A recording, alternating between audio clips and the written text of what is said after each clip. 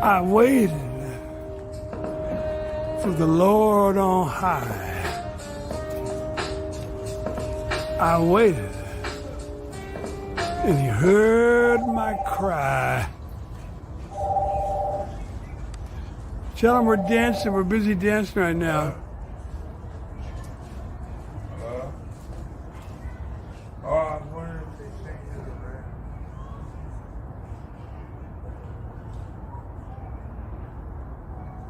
Okay. Any word on my team or my... Previously on Game of Trolls. You're not empathizing with me.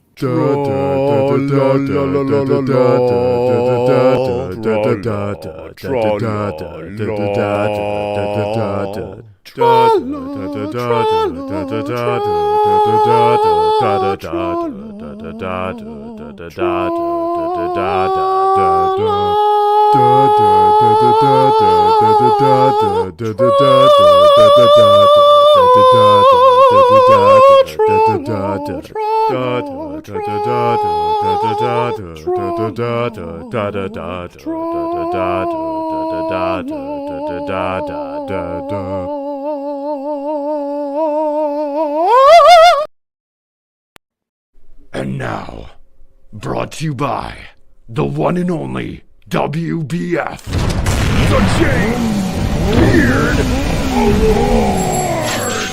Now, as we all know, the James Beard Award for the rating of the beards originally stems from the enviable beard of James VI, as he was shut up in the Tower of Babel for 40 days and 40 nights, writing the King James Bible. Now, I'm sure you know how this works already, but comments below equal to 1 vote, 1 point. But thumbs up for those comments, half a point. Firth up, surfs up, Jeremy first. But, hate to break it to you, sometimes, because the Bible tells us so, I know the Firth gonna be last. Full of problems. Secondarily, Mr. Pauline Vanderklein Claymore. Now, I apologize, Paul, for revealing the entirety of your name, but for the purposes of transparency, you cannot claim the James Beard Award without revealing your White Stone name. Oh, blast it all there. Now you see what I mean. Next up, we have Michael Santori. Michael Sartori. Satire, Tory, Santorical, Tyrical, Santoric, Satyr, Satyr, Full Metal Jacket. For relaxing times, make it Suntory time. And finally, but finishingly, we have Gaius Grimm of the 4th LARPing Congressional Protocol. Griswold Gaius Grimm. Nobody's grimmer this Halloween season. Griswold Gaius Grimm. He grimaces even when he wins. By Merlin's Beard. Cast your votes in the comments below, and let the chips and the hair fall where they may. Also in today's community report, Clara, our resident sociologist, had some relevant things to say to the world. So this is my kitchen. You can even see that there is a fly trap behind me. That's something I would have removed if I had really thought about this, because that is disgusting. Right now I am roasting chicken to eat later today, and I feel like I need to justify that to myself and to the world, like literally to the world, because I'm live streaming. This song is called Asynchronous Ontology for Dummies. Circles. But I'm trying Round it up. to Go. learn the song. There is no try. There's only do. Well, I don't know about the meaning crisis, left, right, black, white, or other vices, which Jesus Christ is right, or if we're all saved. From my perspective, a proposition, participate procedurally, run in circles, remembering body. We're in the age of decay. Symbolically speaking, The reapers are reaping. Them damn oh boy. Holy cannoli. Alright, we're getting there. You wrote the song, sir. Please, sir. I wonder if, from my perspective, the proposition, participate procedurally, running in circles, remembering body. We're in the age of decay. Symbolically speaking, the reapers are reaping. Oh, shish kebab. Shish kebab. You know, tips of my fingers. They go. Not this one. Trying to go. Number.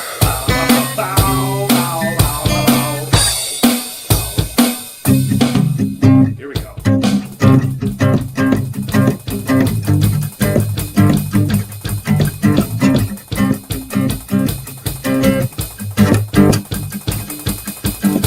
I don't know about the meaning crisis, left, right, black, white, or other vices, which Jesus Christ is right, but if we're all saved.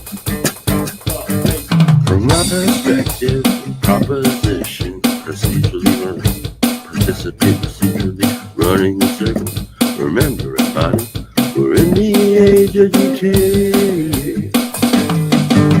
Symbolically speaking, the reapers are reaping. And microphones are whispering sweetly. We're all in pursuit of the heavy of the beat. Red pill, blue pill, red pill, mushroom, BMC. We're red and pill, got one and number two. We're all the same damn thing. So clean your room, repent on sin. Ontology of dummies, the bird's eye view. If you really knew, could you really say?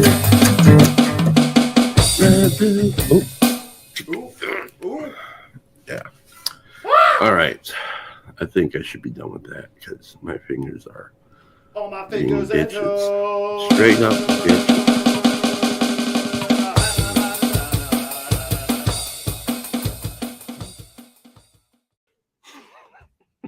In other news, Ron Copperman was arrested last night after attempting to reveal secret sacred truths of the TLC to an unknown sociologist. Hold on a second. It's the cops. Oh no. Ron Copperman, minister. I set the alarm off. Oh my God, dude. What's your name, sir? Ron Copperman. Yeah. 18A. TLC authorities have indicated that the Copper Man is being held at an undisclosed facility until he repents of his false prophecy.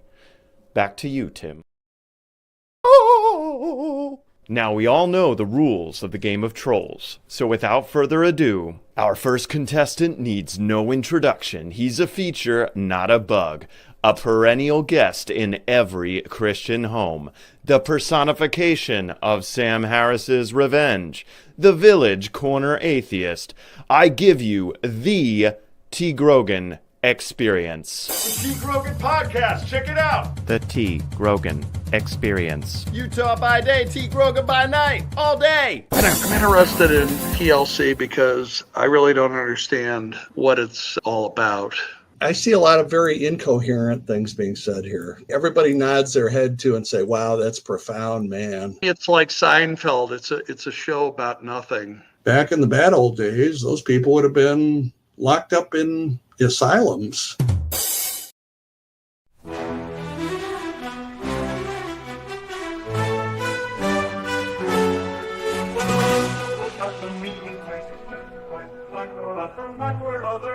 If Jesus Christ is right, oh, if we're all saved. From my perspective, our propositions participate procedurally, running in circles, remembering body, we're in the age of decay. Symbolically speaking, the reapers are reaping, and damn, the records are whispering sweetly, we're all NPCs in the belly of the beast.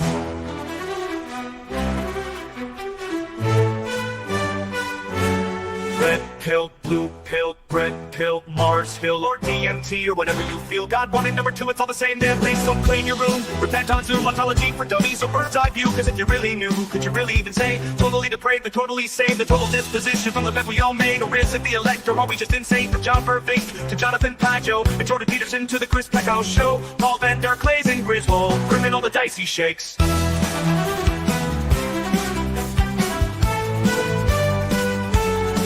This estuary ditty is a little bit cringy. Ain't quite the U-shaped or the hero's journey. All the NPCs in the flood treading water to watch you save the day with a bunch of chitter chatter. From the Ortho Bros to the Catholic Joes, or atheistic Joes, to Protestant folks, the Joe Schmoes and Jewish Jacobs, and everything in between. So love the Lord your God with all your heart and soul, with all your mind and your fingers and toes, all your neighbors too, as if they were your own. So love the Lord your God with all your heart and soul, with all your mind and your fingers and toes, all your neighbors too, as if they were your own.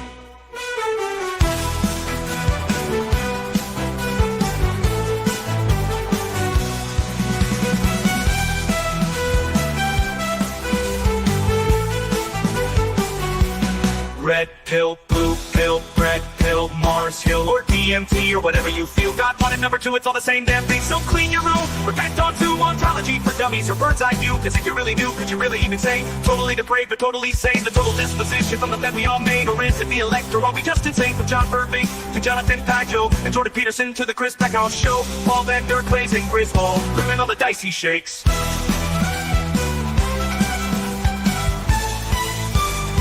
This estuary ditty is a little bit cringy. Ain't quite the U-shaped or the hero's journey. All the NPCs in the flood treading water to watch you save the day with a bunch of chitter chatter. From the Ortho Bros to the Catholic Joes, or atheistic Joes, to Protestant folks, the Joe Schmoes and Jewish Jacobs, and everything in between.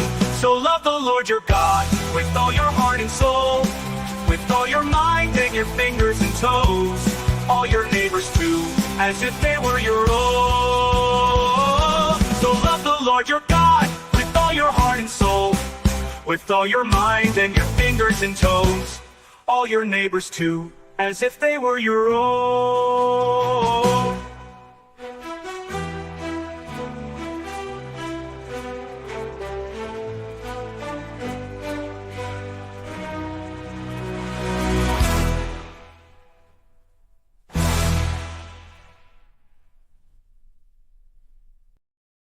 And there's a little bit new branding. Working on Chad the Girl Dad's great poem, great song. Welcome, Embody. Welcome to this Friday morning Estuary live stream. We've got a whole bunch of people in. I don't see Tayo. Tayo, where are you? I sent the link. Hopefully Tayo will show. But we've got some regulars and even a repeat, because, you know, you got to fill the card. And so coming to us this morning in the order of operations, here is Chad the Girl Dad, who obviously is going to be doing this from work. And he is, Hi, everybody. I'm just really waiting for the homeowner to come in one of these days and see this. And yeah, I can't wait for it. And another one of the Hollywood Squares. Here we have the Moises Pacheco, another Christian Reformed minister and church planter, seemingly coming from a near abandoned apartment building by the looks of the closet behind you. Welcome, Moises. This is my church office. This is your church office. You don't have any books in your church office. I just read online. Wow, I feel so old. And watch Harry Potter videos. Also in this morning, Michael Sartori. Hello. Author of the latest #1 in, there it is. Tits Before Temples. Oh, I'm sorry, Tents Before Temples. I just listened to the live stream the other day and someone said, Tits Before Temples. I said, what? Michael That was Sartori. the chapter that didn't make it in. I was telling Oh. Matt Krotz about that because he was kind of excited about it on Twitter, but that'll be the next book. Well, Michael Sartori, our only guy with both books and planes, old school planes, the kinds that you have to get Popeye arms for. And Michael Sartori's beard has gotten even more glorious. And talking about glorious beards and OnlyFans ministries, we have Mark D. Parker. I'm sure he'll ask for a special revision of Tents Before Temples for the OnlyFans page.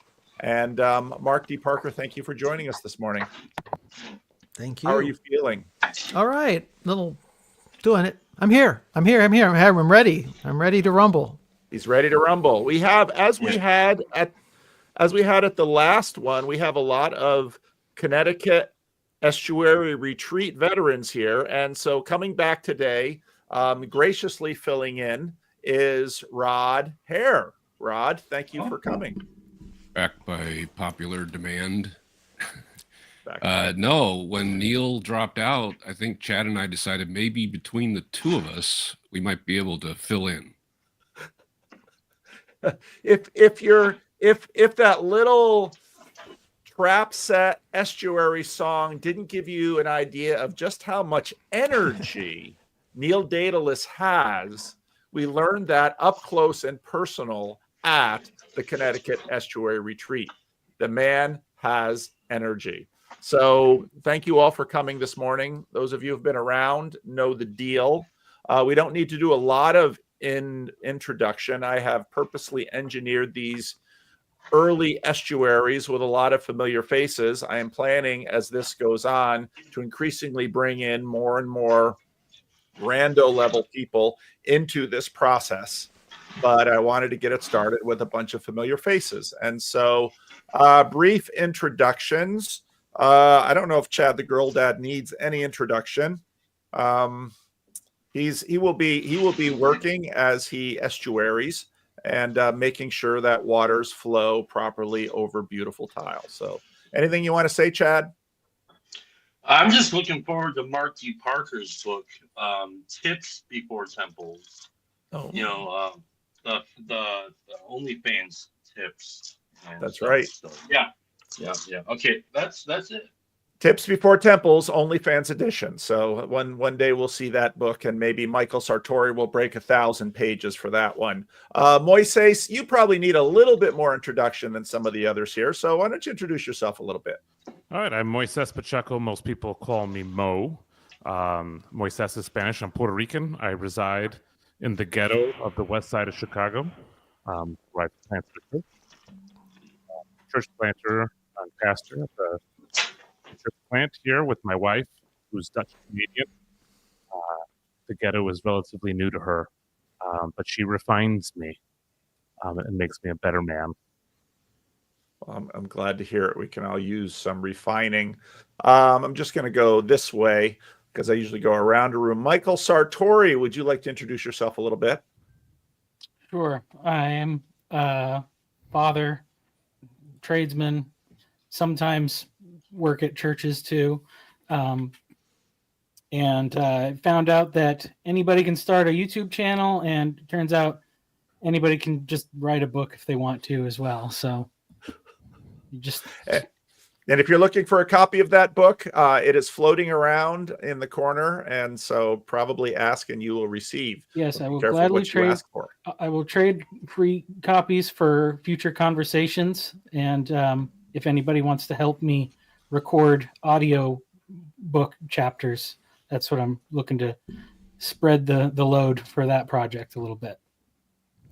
All right, and so the book grift is nearly on. Mark D. Parker, how would you like to introduce yourself? Well, I didn't think it was a hard question. I don't know. I'm here. I don't know. I don't. What do you want me to say that hasn't been said already? I am boomerality incarnate.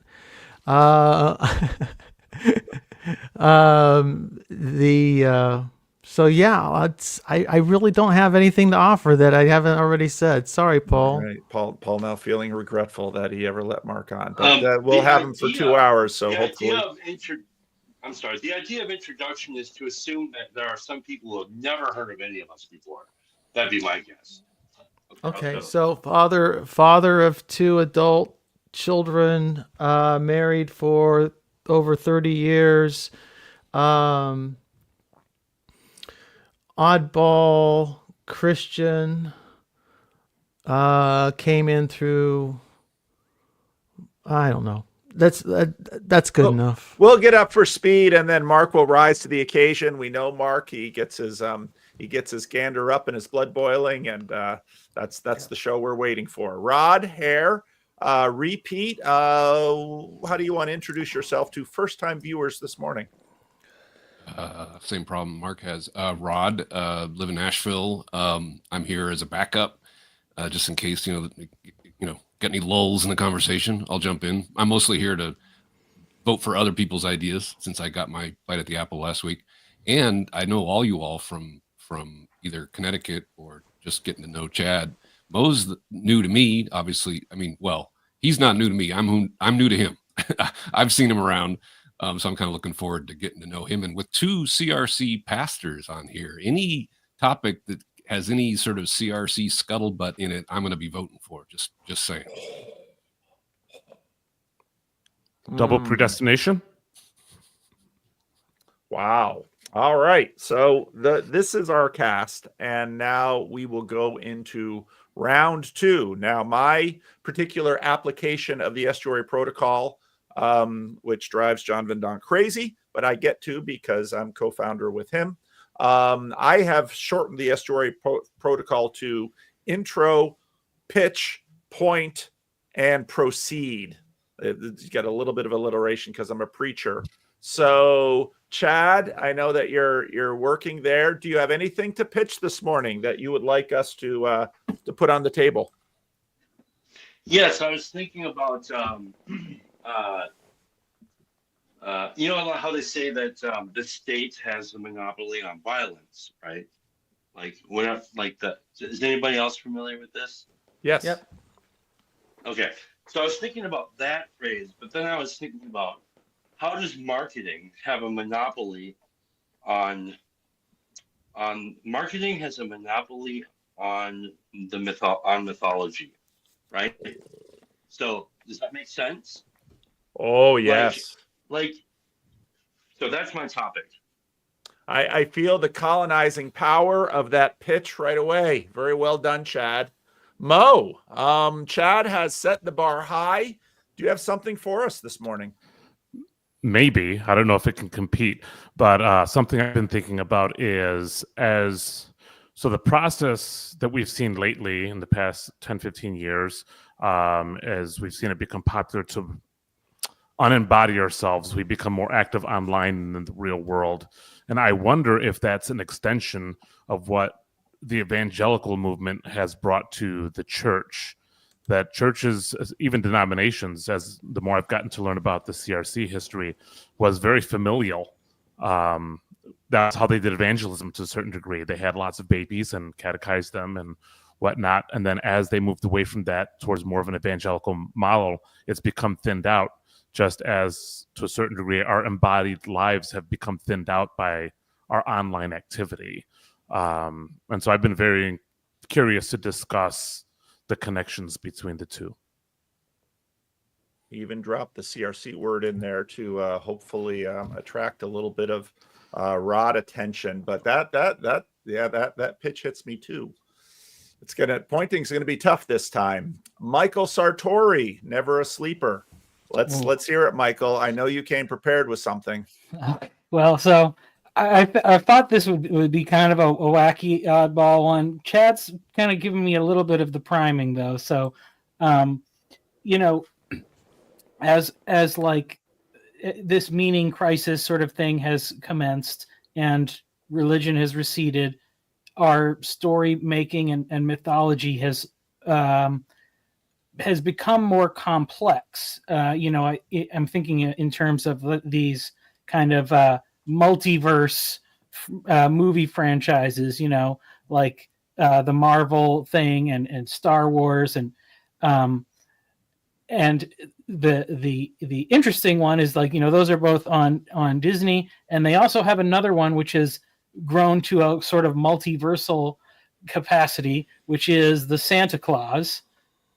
And upon a lot across other platforms too, like the mythology of Santa Claus and Christmas, very adjacent to Christianity, has really developed quite a bit. So, I think it's interesting just how that's sort of taken on the shape of more traditional theologies, I guess you could say. But my pitch is: can we create a new secular religion based on Santa Claus and Christmas? That because atheistic materialism's no good. We need something, but not everybody can commit to going all the way. But maybe the spirit of Christmas is enough. Very good. Thank you, Michael. Michael in there with a seasonal pitch, which I think is very savvy. Mark D. Parker coming back from the Blaz. I apologize, Paul. I am invoking Mark 13, verse 11. Wherever you go, whenever you are arrested and brought to trial, do not worry beforehand about what to say. Just say whatever is given you at the time, for it is not you speaking, but the Holy Spirit. So I'm naming and claiming that verse, since I obviously come ill-prepared for this encounter. I want to talk about providence, and I want to talk about its intersection with this thing that I'm calling in my own mind Vanderklay's hammer. This idea of religion is everything. Everything is a kind of religious. You just had a recent live stream, and you talked about that. The sum of it is what I got from it was that everything is a religious decision of sorts, or a religion. It's direction. You're, in a sense, religio. You're directing. You're aiming at either higher or lower. I guess you could say. But there's providence, and I'm having and in providence there's a great deal what Ron and I call woo. But I keep running into it. I'll give you a very quick example. I hope not to embarrass Chad, but he gave this absolutely beautiful little statement, I think in yesterday's live stream, about his experience with his wife Anne. And he said he couldn't remember, now that he's married to her and they have this history together, he cannot remember a time when it's like the life before Anne is like no more. It's like they've always been together. And it was just like, I've experienced that. That's my own experience with my own wife. It's just like, yeah, there was a time when I wasn't married, but boy, that's a different life. And it's like, even then, it's like everything in a sense pointed towards it. And now in retrospect, everything points back to it. And it was such a beautiful statement. And I'm driving along and I wanted to turn up the rate. It was just, I tuned in. I caught that little bit. I just literally tuned in just for that section of Chad's live stream when he made that statement. And I touched the dial on my car radio, and some glitch in the system switched off the stream and went to a song in my playlist, which was "Give Me Jesus," the song that you played for us from your sister's funeral a while ago. And it's always been a song ever since I heard it. That was the first time I'd heard it. It was when you played it. And I went, and I couldn't switch it off because I wanted to get back to it. I'm like going, and I thought, well, that was a kind of wooey providential moment for me. I went, so the question, I guess, is with Providence and with this idea of everything is religion, where does it stop? How do we manage real life, so-called? And real life looks increasingly thinner and thinner and thinner the more you experience these moments with Providence and this. And yet, and if everything is pointing to God, and how do you do it without looking like a complete crazy person and ending up 5150'd? So that's it. Wow. You got some woo, we got some Calvinism, we got some marriage. Mark Parker has definitely not been laid low. All right, Rod, I know you offered to not pitch too, but do you have any pitch at all for us this morning? Well, I'll tell you what I've been thinking about. Oh, that's good. So Monday here in Nashville, it's a very common thing. It's a songwriter in the round. It's a standard format. You've got, say, 5 singer-songwriters on a stage. They each do, say, 3 or 4 songs. They talk about the song. They play the song.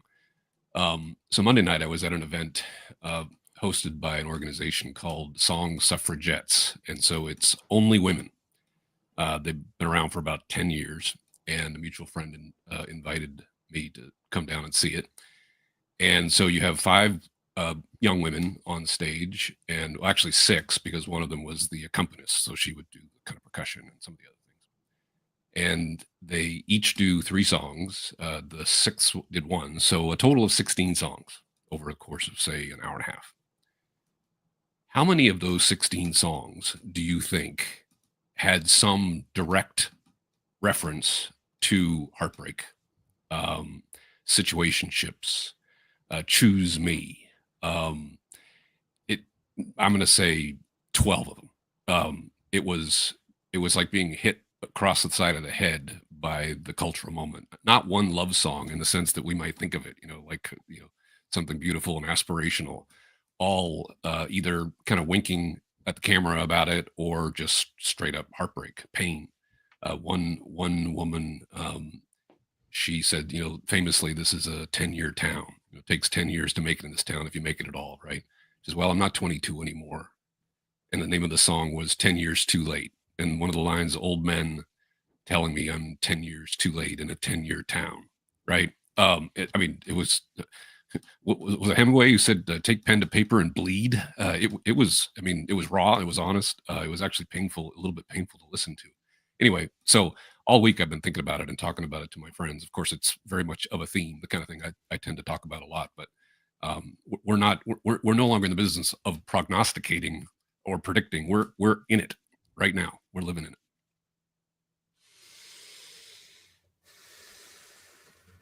Not a small pitch. I sent Rod a Substack that I found on Substack. That's where you find Substacks. And it was a powerful Substack on heartbreak, on breakdown. Yeah, marriage crisis. That hasn't gone away. Needs. That's exactly right, Phoebus, on needs. Should I pitch anything? I've pitched a lot this week, and some of you have already picked up on pitches. All of life is Chad says I should pitch.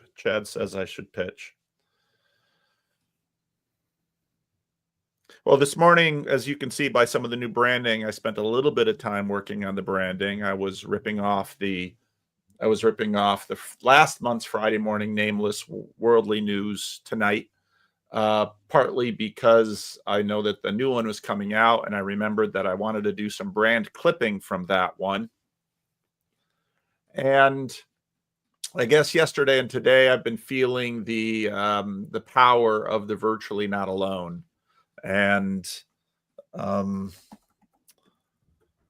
thinking about a lot of the different things that are the problem with pitching late in the cycle is that you've already sort of been colonized, and so unless you have something very well formed coming into the room, the round 2 bleeds into round 3. But I just had a sense of, as I often do, I just had a sense of gratitude. And I was actually thinking about Chad, that I think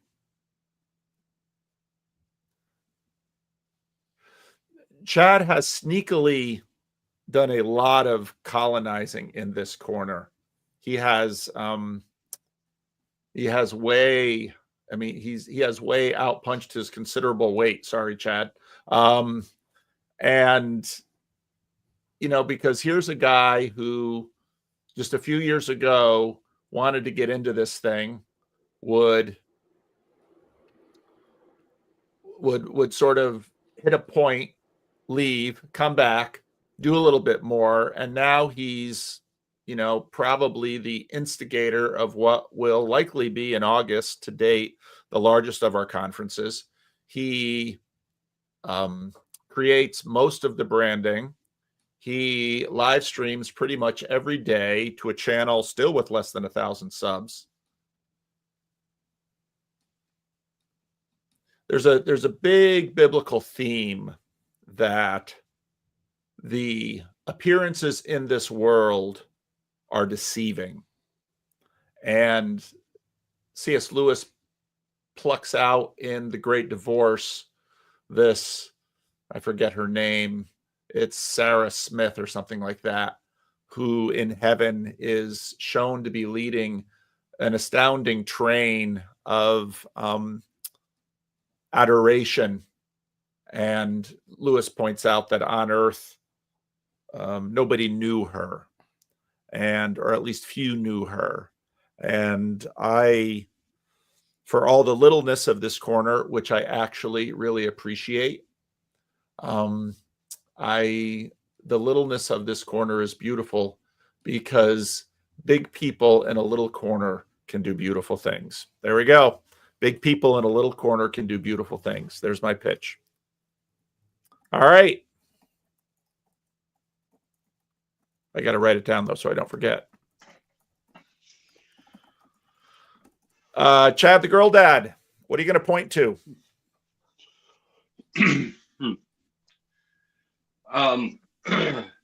Excuse me. I'm thinking of the swirl of all of it, to be quite honest. I mean, I think it's all kind of relevant in that it's very, as we've been saying for a few years now, very kairotic moment. Is that the right word? We're in a kairos moment. And I think it has to do with everything that's been shared, not only on this particular show, but like everything that, whatever this little corner is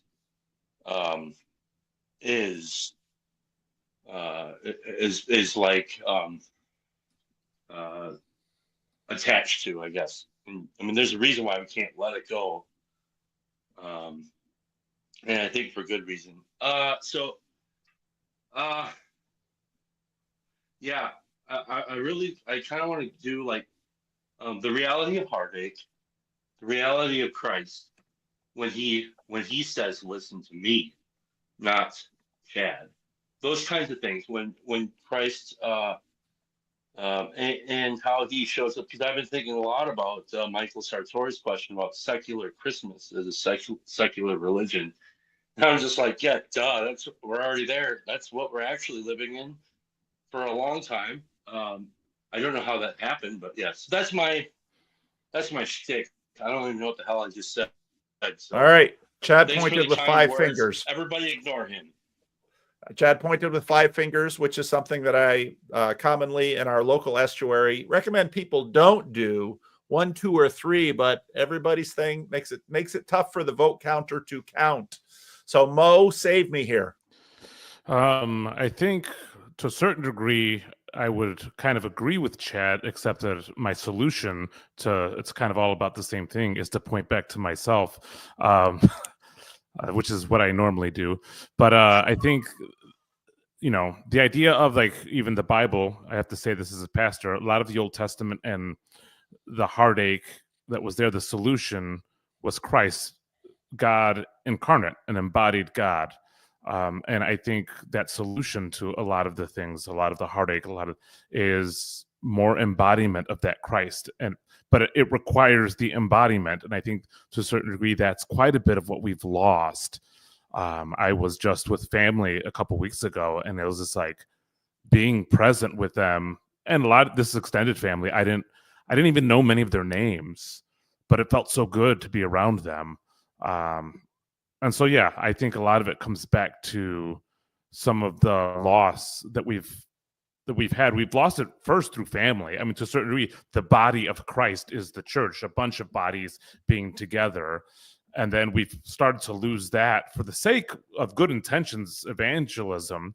And then we have all these people in the internet. We've come out there, but I feel like to a certain degree, we've lost quite a bit of this embodiedness. And I think that's where a lot of this comes from. And I think Mo has just showed his Chicago bona fides in that he decided to vote often and for himself. Way to represent Chicago there, Mo. Michael Sartori, do you know how to vote? Yeah. Okay. So, all right. So Mo and Rod's thing are very similar because you can't have families without solving the problem of heartbreak and all that. That's the big thing. And what Mark was saying is very tied into that as well, and Paul's too. You know, relationship life stuff, but which I think is all really good. And the embodiment thing, that's like I definitely see that as like a solution. That's a thing that came up a lot in studying and writing this book. But I think it's really important. I really want to look at it all through Chad's lens of marketing, because I think marketing is a huge reason of why we have these other problems. We're led to make poor purchases. Michael was angsting me there, but came out in the end with something clear, which I liked. I count that as a vote for Chad. Clear vote for Chad.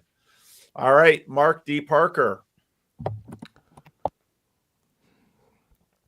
Well, I come kind of pre-locked and loaded to discuss secular religion and Santas, and I think Santa is Ganesh.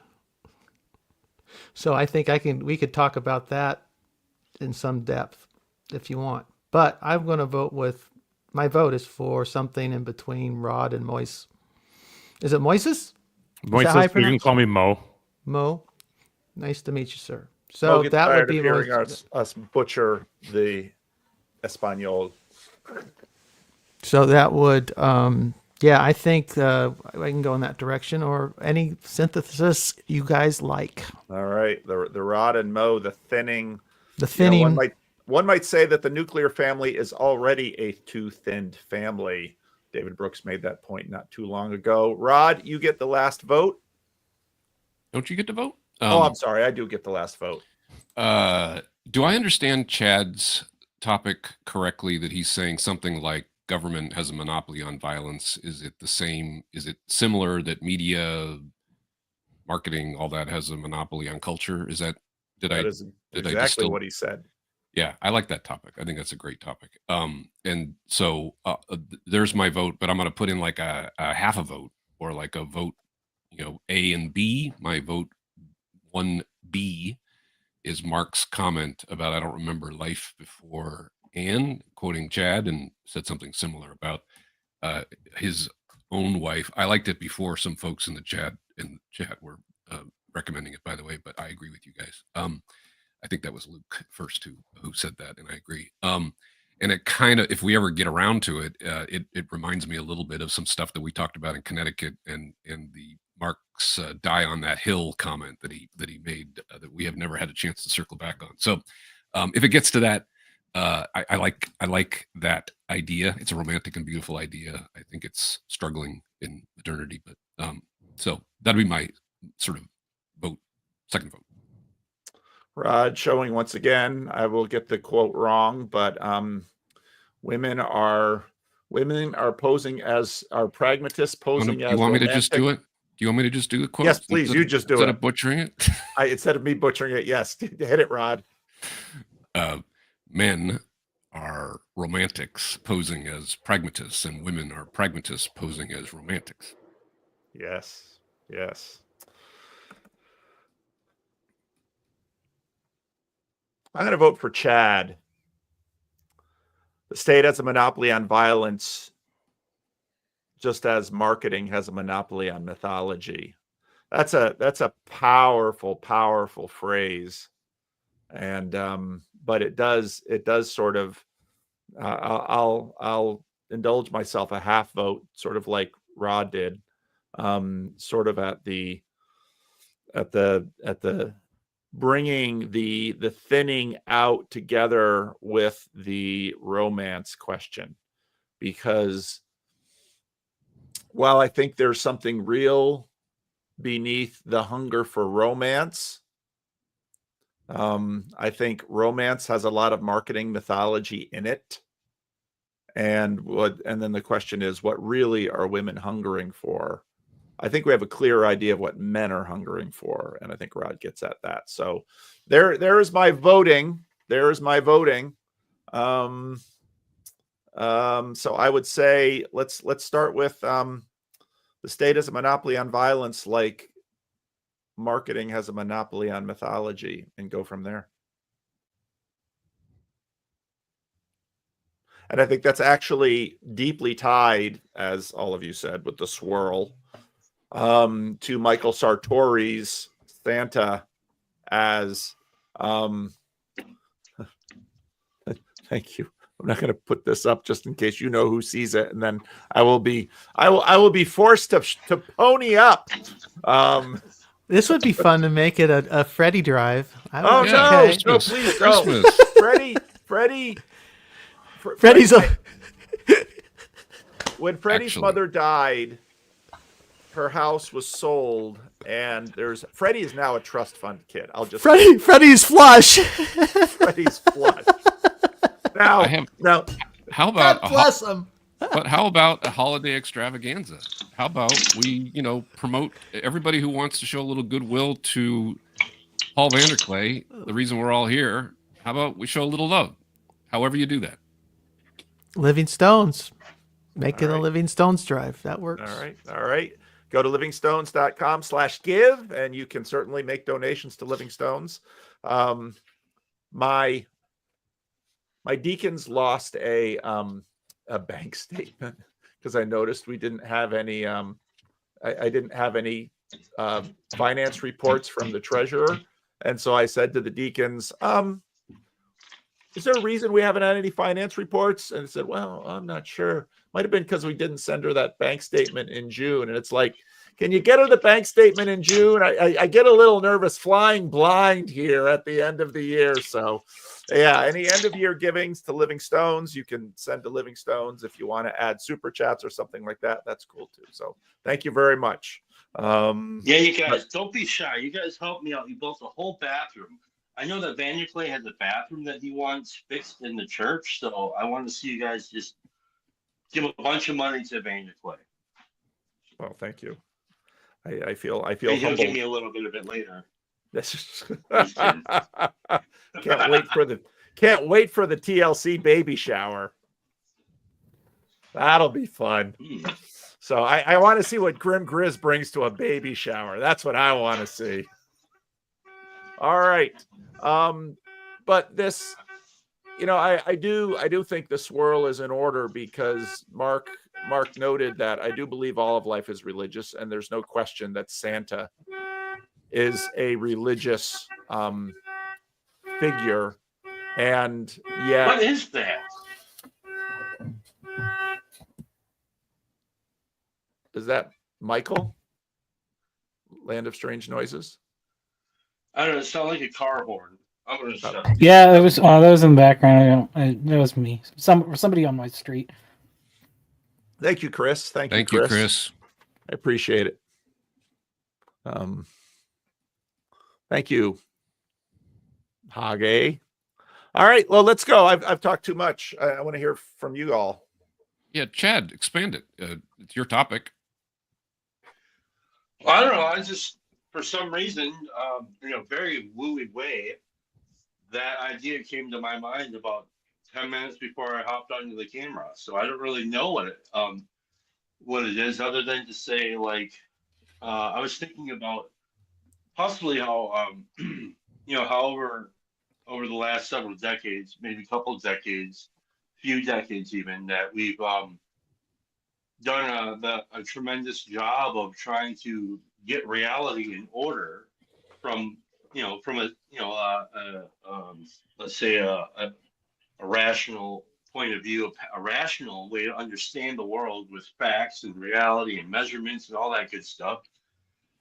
But we love commercials that talk about, smarter than it's so easy a caveman could do it, and like we use marketing as like to kind of get at this kind of mythological space that's within us. I think almost like this instinctual space within us that we just love, and we love it. And if we didn't love it, I think we would have gotten rid of it long ago. And I'm not even sure if it's possible to get rid of, because much to do with your thing about falling in love. I mean, listen, I have to be able to know how to weave a mythology to win the heart of my wife, right? I have to be able to know these things. Otherwise, it's just some weird transactional thing. And so, yeah, I think the only place, and to tie in Michael's topic, like one place where they really use this is Christmas. It's like in the Christmas area, we're really going to lean into this mythological space because it's economically, I don't know, there's something really interesting about that. And yesterday I was talking to some people, and I'm done right after this, sorry. Christmas, or the world that we live in today, I think is in large part shaped by American victory in World War II, rock and roll, and Christmas. That a package of those three things is like the world that we are walking in right now. So all of those are very mythological and marketing. And with that, I'll pass. It is interesting to me how, I always felt bad for the Jewish families in America that just want to sort of hold back maintain their culture. But, Christmas is just an onslaught. Although I did read something, it was someone in the corner that was a really perceptive comment about, oh shoot, I forgot it now. But anyway, there is Christmas in some ways typifies some of these streams that are sort of swirling around. And Christmas is also, so if you, as a pastor, this time of year is hard for people because widows, divorced, estranged, people feel the thinness of their relationships this time of year. And, here in Sacramento, we don't have the beautiful weather that Mark D. Parker has down there, where we have really great weather, a lot better than most of you. But this time of year, we do get overcast skies, and all of the addicts of the sun have seasonal affective disorder from December to half of February, which I know is very short for people who live in places like Minnesota. But I can just tell Christmas, they're sort of working through it. And when January hits, bang, a bunch of them are just flat on their emotional backs. Oh, there's actually a name for this. The kids are calling it cuffing season, I believe. Which Cuffing? I think it's cuffing. Some of you millennials or Zoomers, straighten me out if I got it wrong. Where it's the time of year where you're looking for any warm body that you can cuddle up to and bring with you to holiday events and family events, just to get you through the holidays. So it's an actual named thing where people are looking for essentially transitory relationships. Not exactly an overnight hookup, but just just a month or two or three. Yeah, it's like Netflix and chill plus Christmas. It's Yeah. like a euphemism for something. And Phlebas actually said a minute ago, perhaps we can tie in what was marketed to those country singers that I was mentioning. And I'll admit that as I was sitting there that night, I was thinking, they've all been swifted. Basically, this is a Taylor Swift phenomenon who went to the bank in a big way, writing songs about all the boys who did her wrong in one way or another, and sort of simultaneously sharing heartbreak but winking at the camera at the same time. It's been quite a formula for her, and you could feel that in the room that they were basically mining their personal lives for material for. And of course, this is nothing. Just to be clear, this is nothing new. It's not like songwriters haven't been writing about love and heartbreak, since forever. It was more just how uniform it was. It was and how it felt very sort of 2010, like it wasn't so fun anymore. The bloom was off the rose, and sometimes it's probably the most controversial thing I'll say here, but sometimes I think that Taylor Swift has done to this generation of women what Sex and the City did to the last generation of women. Wow. There are so many parents who feel enthusiastic about how wholesome an influence she is on their daughters, and I don't know. I have my misgivings about that. Wow. Cuffing, ChatGPT, the term cuffing comes from the idea of being tied down or cuffed to a partner, but this is a very temporary. This is just the cuffs for the ride from the party to the station. It sounds like a rom-com, like a plot for a rom-com in like the early 2000s. Go ahead, Marky Parker. Definitely many Hallmark Christmas movies follow that plot, but then it turns into real love. But and that's one point I was going to make, that this time of year, I'm not in the club, but I have friends and family who they look forward to Hallmark movies this time of year, and I've watched them, and I'm just aghast. I mean, it is like drinking eggnog with another gallon of sugar. It's like adding stevia on top. Yes. Just super sweet. Well, I think a big part of it is that there's something innate in us that wants to be sold something.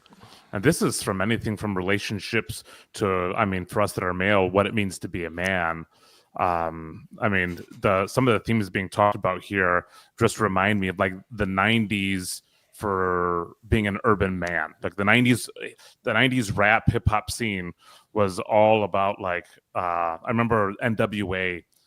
I won't say what that means, but had a song called F the Police. And so the people that made up NWA, most of those guys were in like boy bands beforehand, but they kind of played the role of gangster. And this was marketed to like a lot of the guys where I came from. And so we're like, yeah, F the police. Now, if you were to sit down and ask us, that's a stupid thing or a stupid mentality to have. It didn't end well for any of us whenever we tried to live that out. But this is what we were sold. And it's the same thing with like when it comes to the dating scene. I remember like as a teenager trying to be like the nice guy and trying to convince ladies about how good I could be for them. A lot of times they wanted to be sold. And to a certain degree, I wanted to be sold. There were a bunch of girls that I can reflect on that I didn't give the time of day that were probably better for me, but they didn't sell it. And when I was a younger man, I didn't always know how to sell it. But there's a big part of us that wants to be sold. And I've discovered through being married to my wife that part of my duty as a husband is not only being a good husband, but also selling myself to her. Because there's a part of her that wants to be sold that as well. And I think that's part of the human condition. Oh my. Paul, I just was thinking about with you, what you're talking about, the darkness of the season and the cuffing business, and Chad talking about our cultural approach or understanding of Christmas being shaped after World War II. But I think there's a kind of a tale of two Christmases for us working culturally. There's more the Victorian era vision, and it does influence us still. But then there's the Netflix post World War II kind of Christmas movie, super sweet, cheap, cheesy, crappy. If you're not with the one you love the one you with kind of Christmas. And I think the Victorian era vision, I always think of the the Christmas Carol. It's always the settings tend to be kind of, well, the movies tend to be black and white or something, and the image is always kind of dark, and he's having dreams in the night. Christmas is brought. You bring the light to the holiday. You bring the joy to the family that may not have everything it needs, and that's the Christmas miracle or the Christmas spirit, that there is a spirit of generosity and sharing that's missing in this cuffing. The cuffing thing is completely new to me. I mean, there's always something new, but it's like, okay, interesting. I understood that. I mean, people, wanting to have a date for something or another, and that's been around for a long time, but having a new word for it, that's a version of hooking up temporarily or something, just takes it to a new level of gross. And it's a, am I communicating at all here, or am I just talking to myself? No. More nodding. We'll give you some more nodding, Mark. Yeah. Okay. Yeah, and I was thinking about kind of even the idea I was thinking about earlier today about the kayfabe of Christmas itself, kind of, and how that has shaped us. And thinking about that, cuffing is like kayfabe, relational kayfabe in some sense. It's like, we're going to act this way during this season, and then we don't have to tell the truth about things. And so it's a similar. Well, there's a lot of kayfabe in the 19th century, right? I mean, it was just a different version. Would you agree, Chad?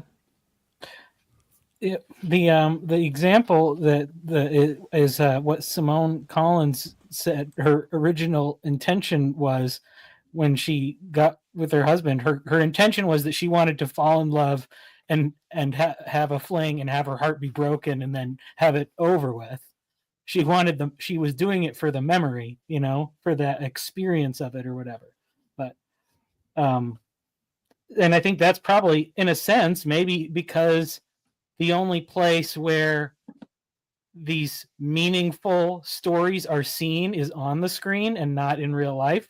That's the only way that we perceive they can be, achieved. You can have the memory. You can't have the embodiment. What was palpable in the room that night was, as I said earlier, there's some kind of performative winking at the camera thing, situationships. Hey, girls, we all know, right? And having a little fun with it. But equally palpable was this sense that at some point, somewhere, someone had steered them wrong. That there was a clear sense of feeling wronged. And of course, this will tie into familiar themes from me.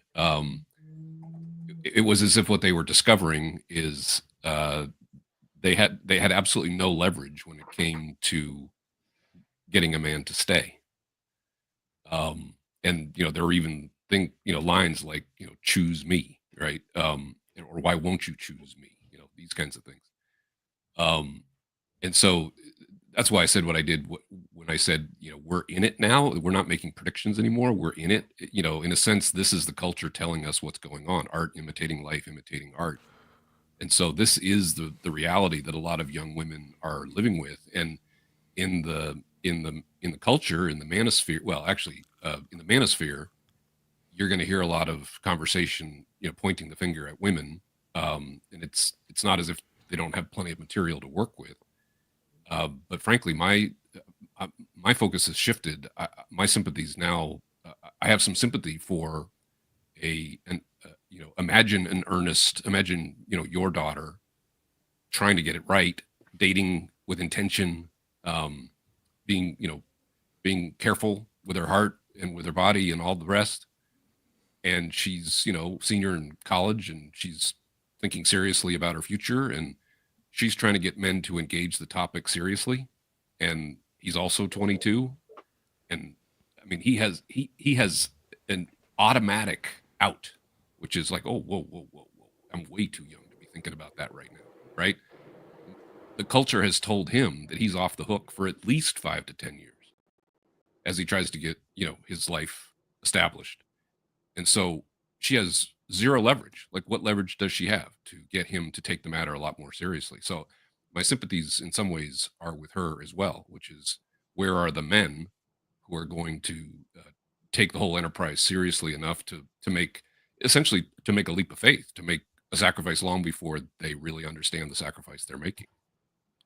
I think I see that, and I kind of see both sides of the equation, mainly because I was the guy, like, I had one of my girlfriends, we didn't date for very long. She broke up with me, and her reason for breaking up was, I'm pretty sure that if I continue dating you, I will never date another person again, and I'm too young for that. And I was like, well, I don't even know how to respond to something like that. But I remember my reaction being, well, screw this then, and it took me a while to kind of come away from that mentality. If that's how you're going to be, why shouldn't I just be the jerk back? I mean, but I think the problem is we've done this on both sides. It's not a man problem or a woman problem. We've been kind of lying to young people all the time, saying you can have it all. And nobody can have it all. You're always going to be missing something, or you have to sacrifice something at some point. And I don't think we're teaching young people the sacrifice part, or at least I don't think we're doing it well. Okay. Well, I definitely do think that. I think that people are making sacrifices and they're putting in effort, but the marketing thing is a really big part of this, because the lifestyle that was marketed changed at a certain point. And this is a little beside the point, but I just wanted to share. So I did put pictures in for this is the image. You see that? For thinking about this stuff, Nice. that was the memory of my childhood. Like, just because this stuff always gets pointed at kids.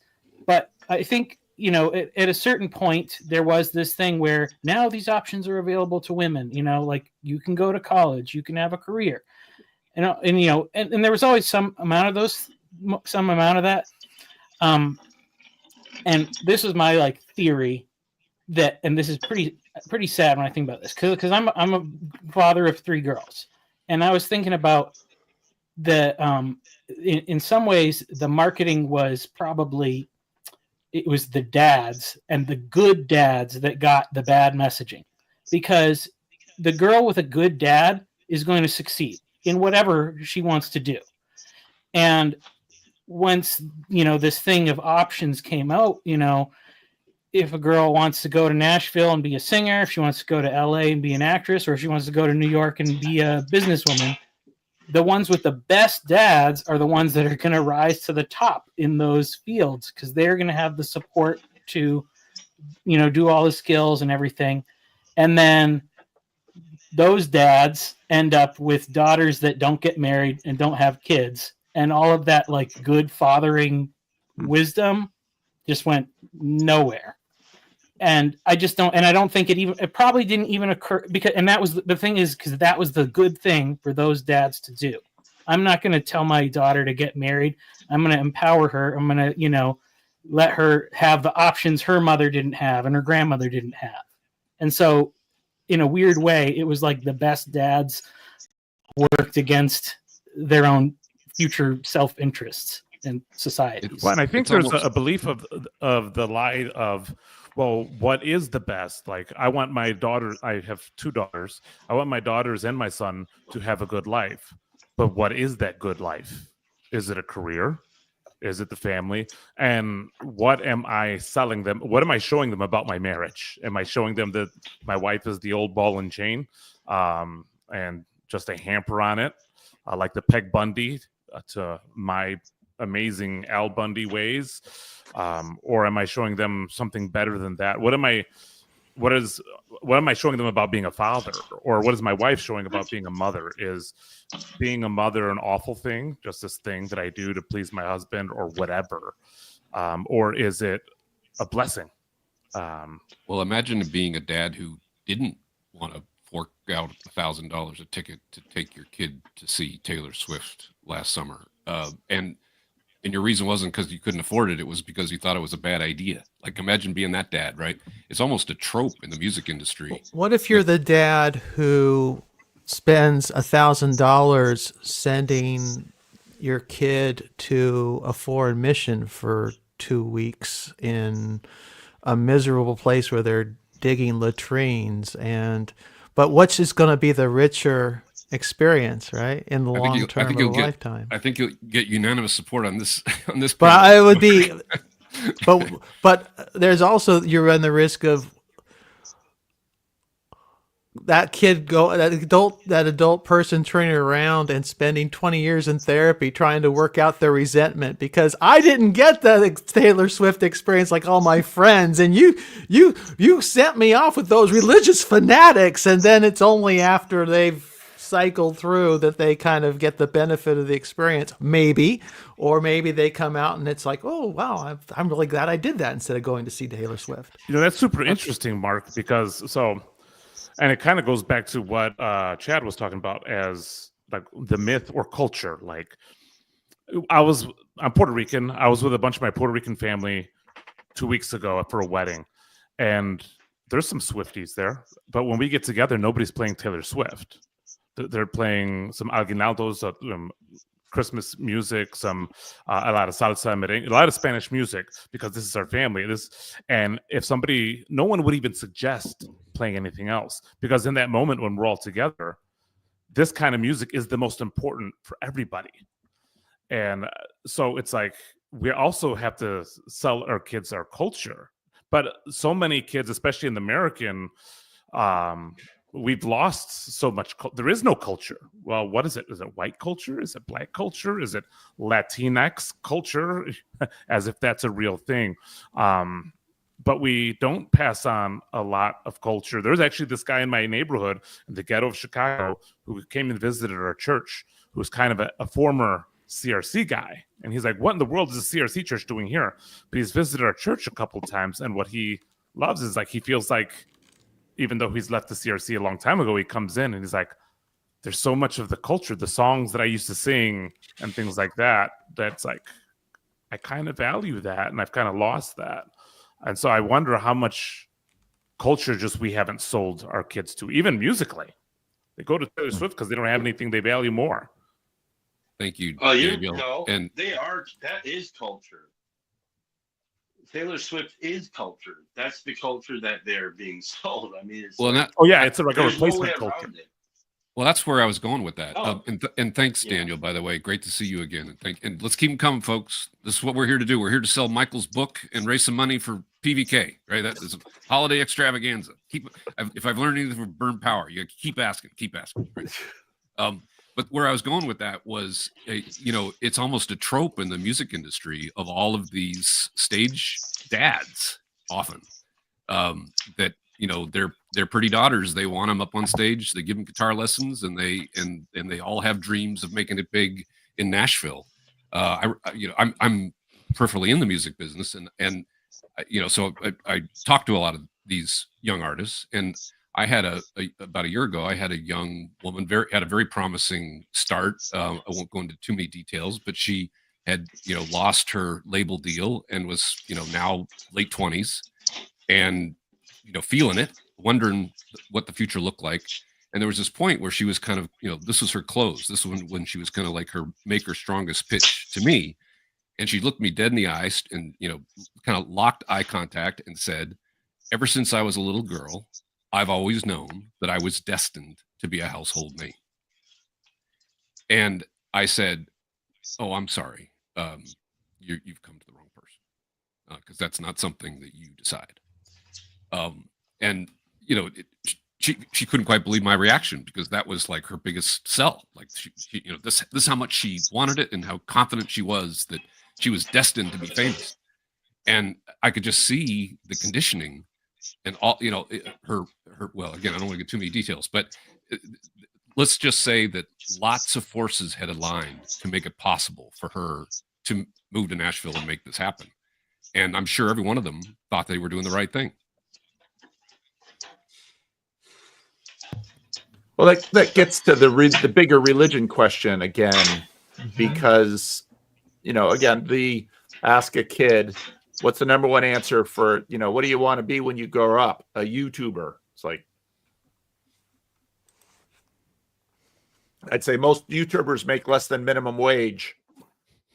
It's like if I say something like child actor and I don't say anything else, everybody here knows exactly where I'm going with it, right?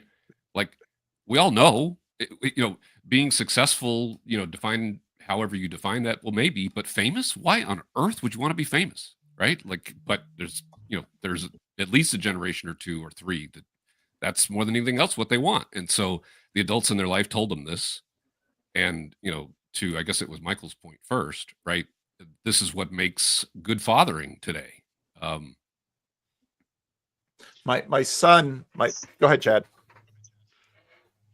I was just thinking about images of, or let's say icons. Okay, you could take the religious icons, and since traditionally religious icons, right? And they're iconic, and they're icons, but you can't just be Jesus, right? But you could be Marilyn Monroe, and you could be John Lennon, and you could be Kurt Cobain. So those icons that were constantly being given to us over and over and over, that's how somebody can think I was destined to be a household name. It's so that idea makes so much sense to me that somebody could think that. And the young dead ones. I mean, all the way back to Billy the Kid, Alexander the Great, Nero, James Dean, Marilyn Monroe, Kurt Cobain. Well, one of the weirdest elements of that conversation is that we had earlier in the conversation talked specifically about Elvis and Marilyn Monroe and Jimi Hendrix and on and on and on. The 60s, we lost so many, right? And so we had literally talked about that very thing. And then at the end, the pitch was, I'm destined to be famous. And I was almost stunned to that cognitive dissonance. It just had not landed. That whatever else you might want to do, how about you want to move people's hearts with your art? You have a story that you want to tell that you think will bring something beautiful into the world. I mean, some other version other than I was destined to be famous. Yeah, but it's everything that we're talking about a secular Christmas religion. It's the rock and roll is a big part of. I mean, those holy images, the holy saints of Nashville, let's say, is that's in Memphis, in Chicago, and England, Zeppelin, Kurt Cobain, all those folks you mentioned. I grew up thinking the life that I was living was completely mundane and worth shit. And I found that I could actually create music, and this helped me. I realized, this is a way that I can connect with the world. and that helped me to be seen and to see others, and then I could use this talent. And I would have even said it was a God-given talent, even though whatever. Um, but like when you find something that works, that you can connect with the world, of course, that's going to be like a religious way of life in a way. So yeah, I'm sorry I keep jumping in. It strikes me too. I grew up, and I'd really love to hear what Rod thinks about this. I grew up in a, also pointing to Mo's point, I grew up in what had been a thick religious community. Dutch CRC was insular by design. We made our Christian day schools. We had our churches. To grow up in the Christian Reformed Church before the Second World War meant you did not go to movies. You did not participate in the broader siren songs of marketing. As a community, we put up high walls and tried to keep them out. Now, in the last 50 years, we've been taking those walls down for a whole variety of reasons. But, going around this room, it's interesting. I will play afterwards the Chad branding of the poem that he made. And some of those video clips come from Chad and his growing up. And that every time I play that branding, I'm moved deeply by, say, cheese, just the role of Set in creating the default religion, the default American religion of young Chad. And me, I was sort of in the twilight period of the Christian Reformed cocoon.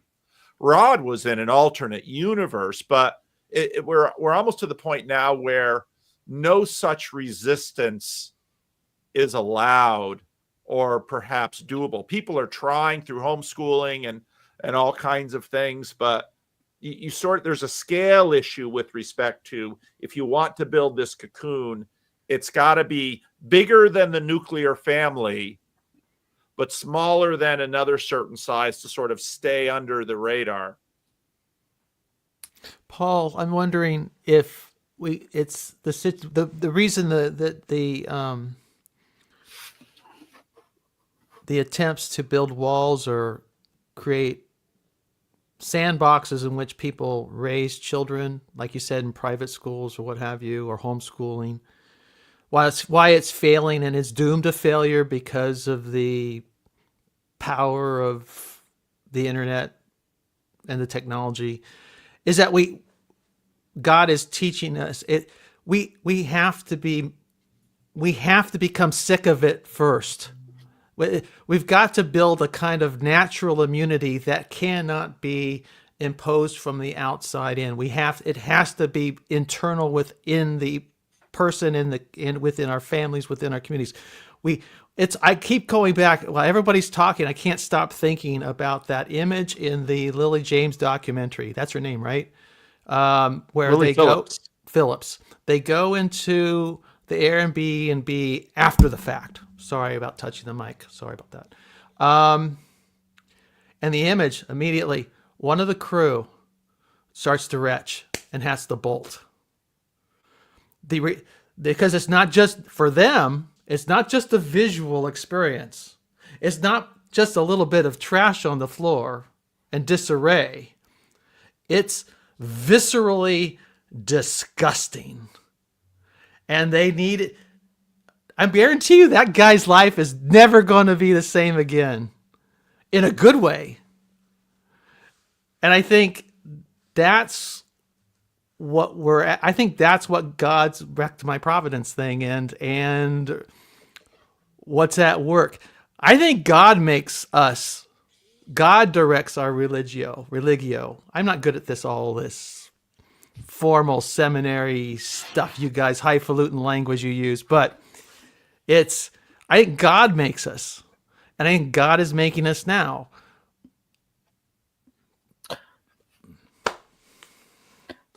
It was so interesting how the Lily Phillips, I don't know how deeply that penetrated to normie world, but boy, in in our corners and little adjacent corners of the internet, that story whooshed.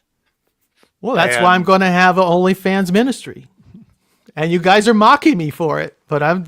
Well, I do think a big part of that is she looks like a daughter. And for those of us that are either manly men or fathers, it's like, that's a daughter. And she's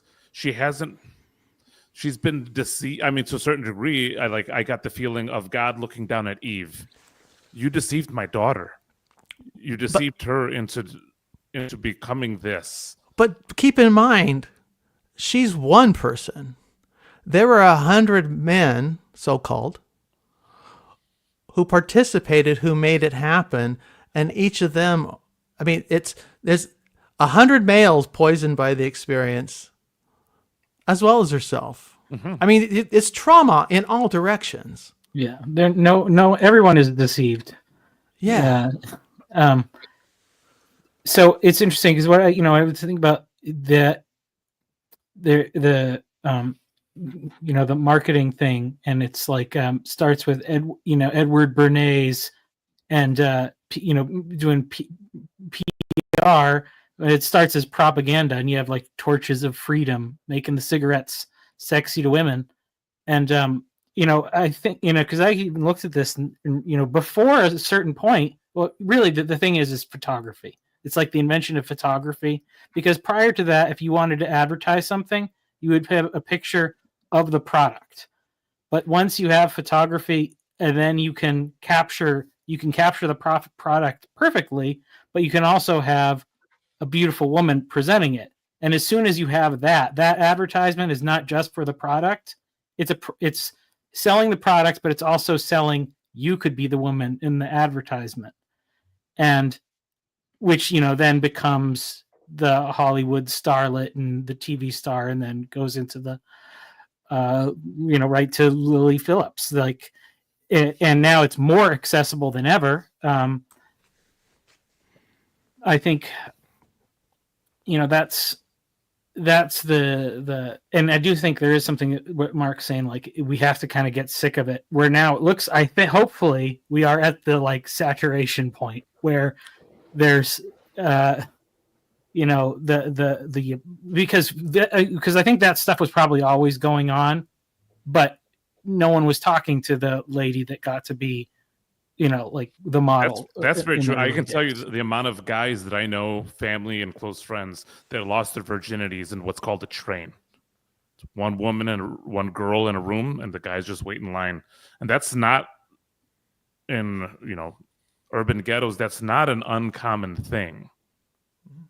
So like somebody put in the comments, 100 minutes, like that didn't shock me in that way, mainly because I've encountered that. I haven't personally encountered or been present for something like that, but I know a lot of people that have both the females and the males. Well, so I get a little bit of an itch when we start to talk about how God or the religion would kind of fix all this. Paul knows a little. You must be born again, Rod. I'm the affable version of T-Grog around here. Way more subtle and sneaky. So Paul knows my background pretty well, but for not that important here. But grew up, no television house, no radio, no going to movies. A very Bible-based, very strict fundamentalist background.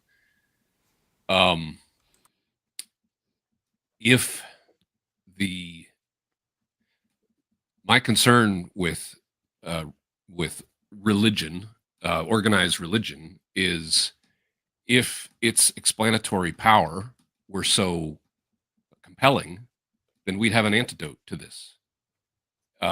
We wouldn't be talking about how can we possibly protect our children from this filth, because it would be obvious, right? That I said earlier, are you going to be the one dad on your block that's like, yeah, I have some concerns about Taylor Swift? Good Christian folks are standing in those stands and cheering along with them, right? you have to be fairly insightful to recognize this might not be such a good idea, right? And if religion doesn't give you that, well, then it's not doing its job, right? So at some level, you could almost take everything that's being said here and flip it and say this is the fault of religion, that it has not held up. It has not done the job of preparing families for the world that awaits them.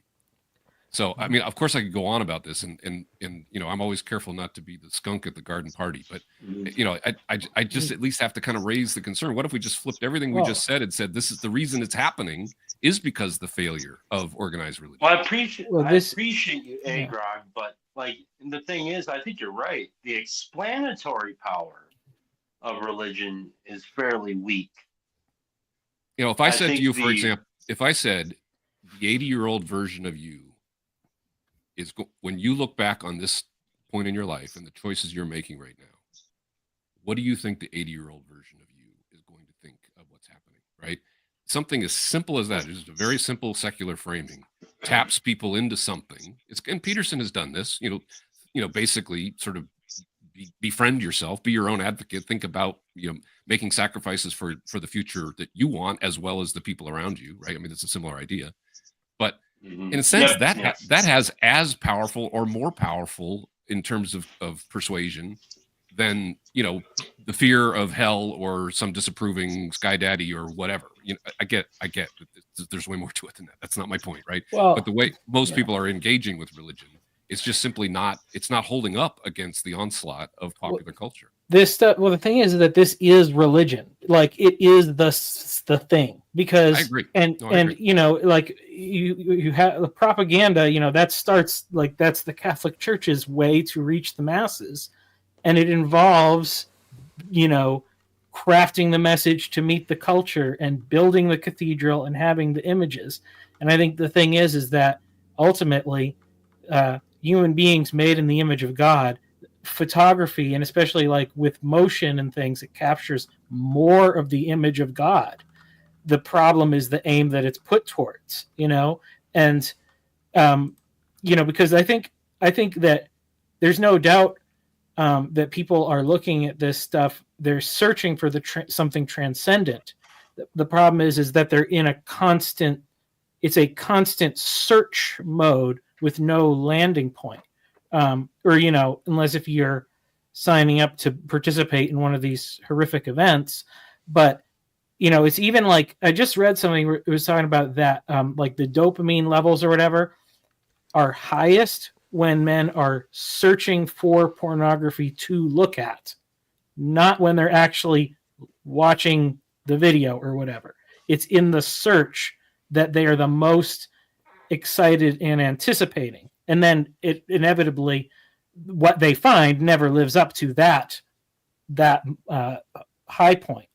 But, you know, those who can find their way into the embodied experience, like, you know, Mo is pointing to, that gives you the context, you know. So in some ways, the problem is why aren't we? How do we sell marriage and family and traditional life? Or how do we sell to our family first? To a certain degree, I think, again, first I must point out this is all coming back to my topic.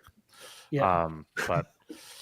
But it's so part of what the evangelical movement did, and like, you know, the big Willow Creeks and Saddlebacks and things like that, is they said, well, we need to go find believers out there. Whereas, and again, I'm not trying to say that the CRC did everything perfectly, even though now I'm CRC minister, and I should say that. They were like, well, let's have kids and let's catechize them. But eventually you're not going to have an absolute system that works. But it's like, I think at a certain point, a lot of people stopped wooing or selling or marketing deep faith to their own families. And they could explain it maybe, or let's have this one-on-one. And similarly, I could have a one-on-one with my wife and tell her why I'm the best man for her or whatever. But part of being a good and faithful husband is continuing to woo her. Part of being a father is not just teaching my kids well, but to a certain degree selling them, wooing them. I used to be in a band, and part of being in a band is wooing the audience you have to sell the show. Can- yeah. No, I think that you have to distinguish. In Buddhism, they're very good at mapping the path. And early on, a tradition developed where there's the idea of entering the stream. That's the starting point. It's not enlightenment.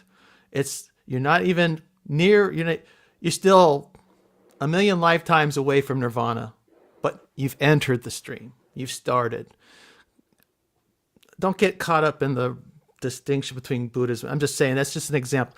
Christianity, we've lost, I think for Rod, what I'm saying is there is so much of American Christianity is you think you walk through the door, you enter the stream, you go to a Billy Graham crusade, it used to be, or now it's a Harvest crusade, and you have your big walk down moment. Voila, theologically, I'm now born again, and then we turn around and we think it's all one and done. And that kind of religion is failing us. The one and doneness, the 4 steps, or what all these different, read the right prayer, do the right thing, be a part of the right tradition, or the right baptism, or the right denomination, or whatever. That's failing us. What we do need is we need to I think cultivate today a tradition of you're entering. You're starting the stuff. The walk down the aisle, or the commitment to be baptized, or the decision to, I'm going to hang out with this group of people on this day at this time, and I'm going to participate in this practice. I'm starting. I'm entering the stream. Salvation is the living out of that over a very long time, struggling, having difficulties. And this is really key for me personally anyway, is meeting the living Christ periodically, providentially in the process, having encounters. And now I know that's really, really hard for physicalists, modernists to grok. I understand that, because you're afraid of going crazy. You're afraid that this is all in my head. I don't want everything to be all, but we already live in so much craziness already. Why not live in a little divine craziness? And if you meet Jesus on the road to Damascus, embrace it, and that too is just part of it. But it's this, we don't. Am I okay? Again, I'm wondering if I'm communicating at all, but well, I know what you're talking about. I believe in the woo, and we need the woo. We can't manufacture the woo, but those of us who have it, I guess, and I would say, because I definitely agree with what Mo is saying about the way that evangelization has thinned out the meat of what it means to be a Christian, because I was in Pentecostal churches for 15 years, and it was it was all about getting them in, and then it was okay, well, now that you're in, go get more people and bring them in, and nobody was how do you do your life? That was a Ponzi scheme. That was a fifth order priority or something. But there is so much magic in the relationships. I mean, just in the relationships we have between ourselves and the quarter. And we're not of one faith even, but we have these remarkable magical experiences. And there is a little bit of woo happening even online between us. Well, I agree. So, but then this is what I think, because the big question I was wrestling with and thinking about this, and especially thinking about, because my family is the people I most am worried about evangelizing. And it's yes, I got this stuff from my parents, and they were new believers. It was almost sort of like a fluke. I don't know that it stuck with me. Or not really. They did a good job, but and then everyone is wrestling. Okay, do we need to go to live in this isolated enclave, and keep the outsiders out? And I don't think that's the way. The thing that my solution, what I kind of came up with, was looking at the Feast of Tabernacles, which was this thing where you are supposed to celebrate and it's supposed to be this joyous thing, and you're kind of like, it's focused on the community, you're getting away, but you're also supposed to invite the person in. And so that means you have to have that robust community and invite the people on the fringes into it. It's really about finding that right balance, but you won't, without that robust connection with the people closest to you, you don't have what it takes to draw the people in and keep them there. If Lily Phillips was part of, and her family, her mother was her manager on that video, by the way, which is a chilling thought. Right. If they were part of a community that cared for them, really, authentically, non-transactionally, and they felt they were seriously grounded in, is there any chance in the world that young woman would have done what she did? Yes. You really think so? Have we seen that? We've seen them hear go. Rod talk. They pack. I'm just hold on just a second. Lower. So I think chances that's are lower, definitely. Yeah, because I think I'm with you, Mark, on this, because I feel like people use that as an excuse a lot. Well, they could be raised in the best family, and it's possible, but the chances go way down. Yeah. I've seen them do the prodigal. They go way to do it. Right. They would not do it and stay. Most of us can tick off the profile. Probably a child of divorce. There's a biggie right there. But I want to hear what Rod. We've had a lot of. I want to hear what Rod has to say to some of this stuff. Just to be clear, I'm all in on the woo, Mark. In case you're not clearly. You should join us on the House of Woo sometime, Rod. And don't ever call me a materialist. Don't call me any of those words. I wouldn't mean to call you names. I apologize. No, it wasn't necessarily directed at me. Just in case it was. It's like I'm not one of them, right? Okay. I'm kind of all in on the woo, maybe more than you'd be comfortable with, actually. I brought my Ganesh with me last week just to give you a little up. But so what is more woo than the first time the stirrings between a young man and woman happen? Is there anything more powerful than the first time you believe in love? I'm not saying that's the only one. I'm just saying one of the most cynical and callous things we have ever done is, for fear of teenage pregnancies, we told that young girl, well, it's all fine, but whatever you do, don't fall in love, dear. And, be careful, right?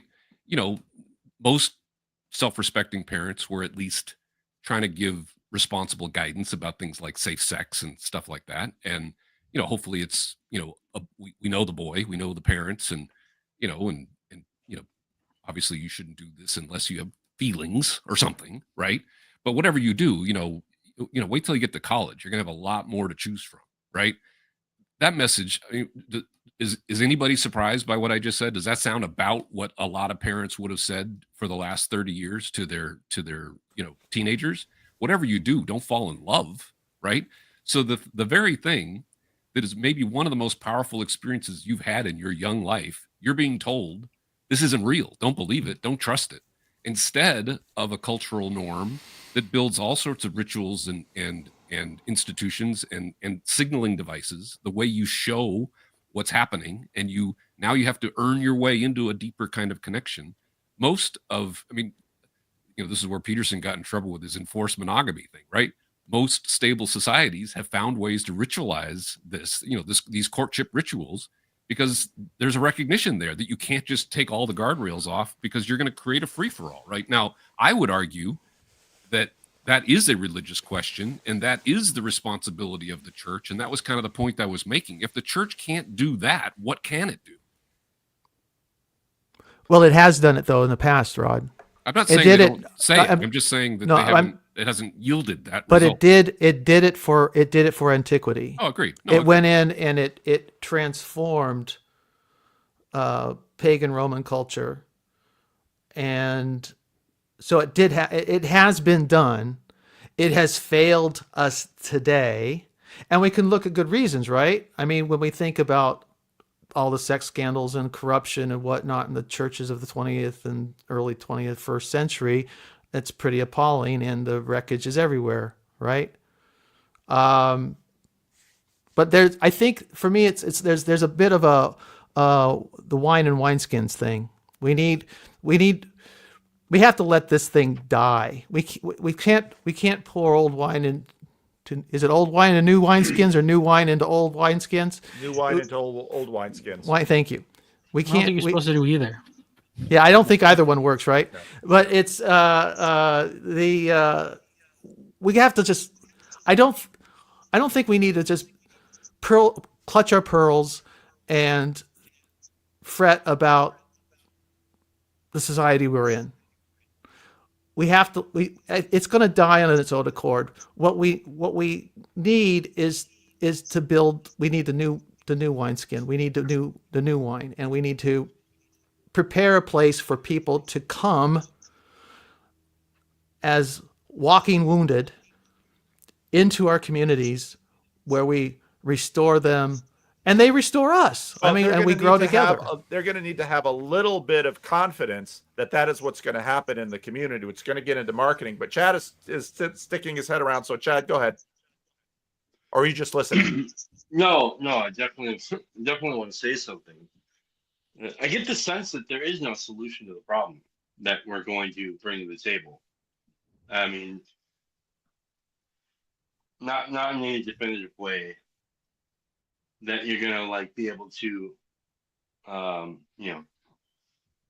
put in a set of steps or something like that. I think it's that's kind of what I was thinking about. When somebody said the explanatory power of Christianity is not going to work. It's like, I 100% agree. The explanatory power will do almost zero for most. It's going to be the shared lived experience, which I think is kind of what Mark Parker's saying. But there's also like,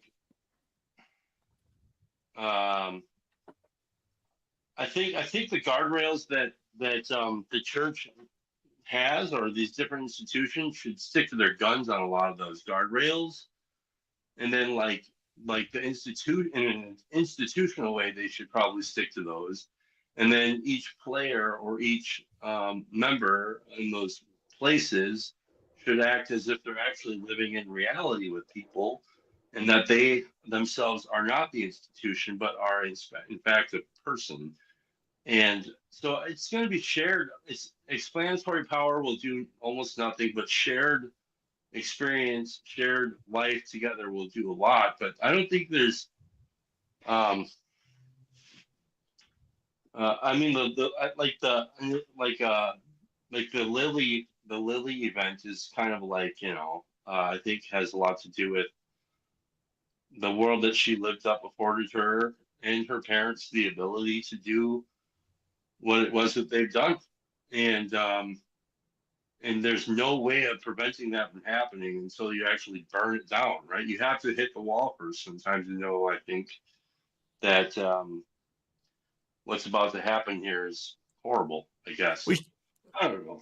We should introduce technology into this conversation, because I would assert a few things. Number one, the world is a perpetual battlefield of wooey religions competing with countermeasures built up by cultures and society to try to manage, harness, and reduce the wooiness, which is in danger of running rampant.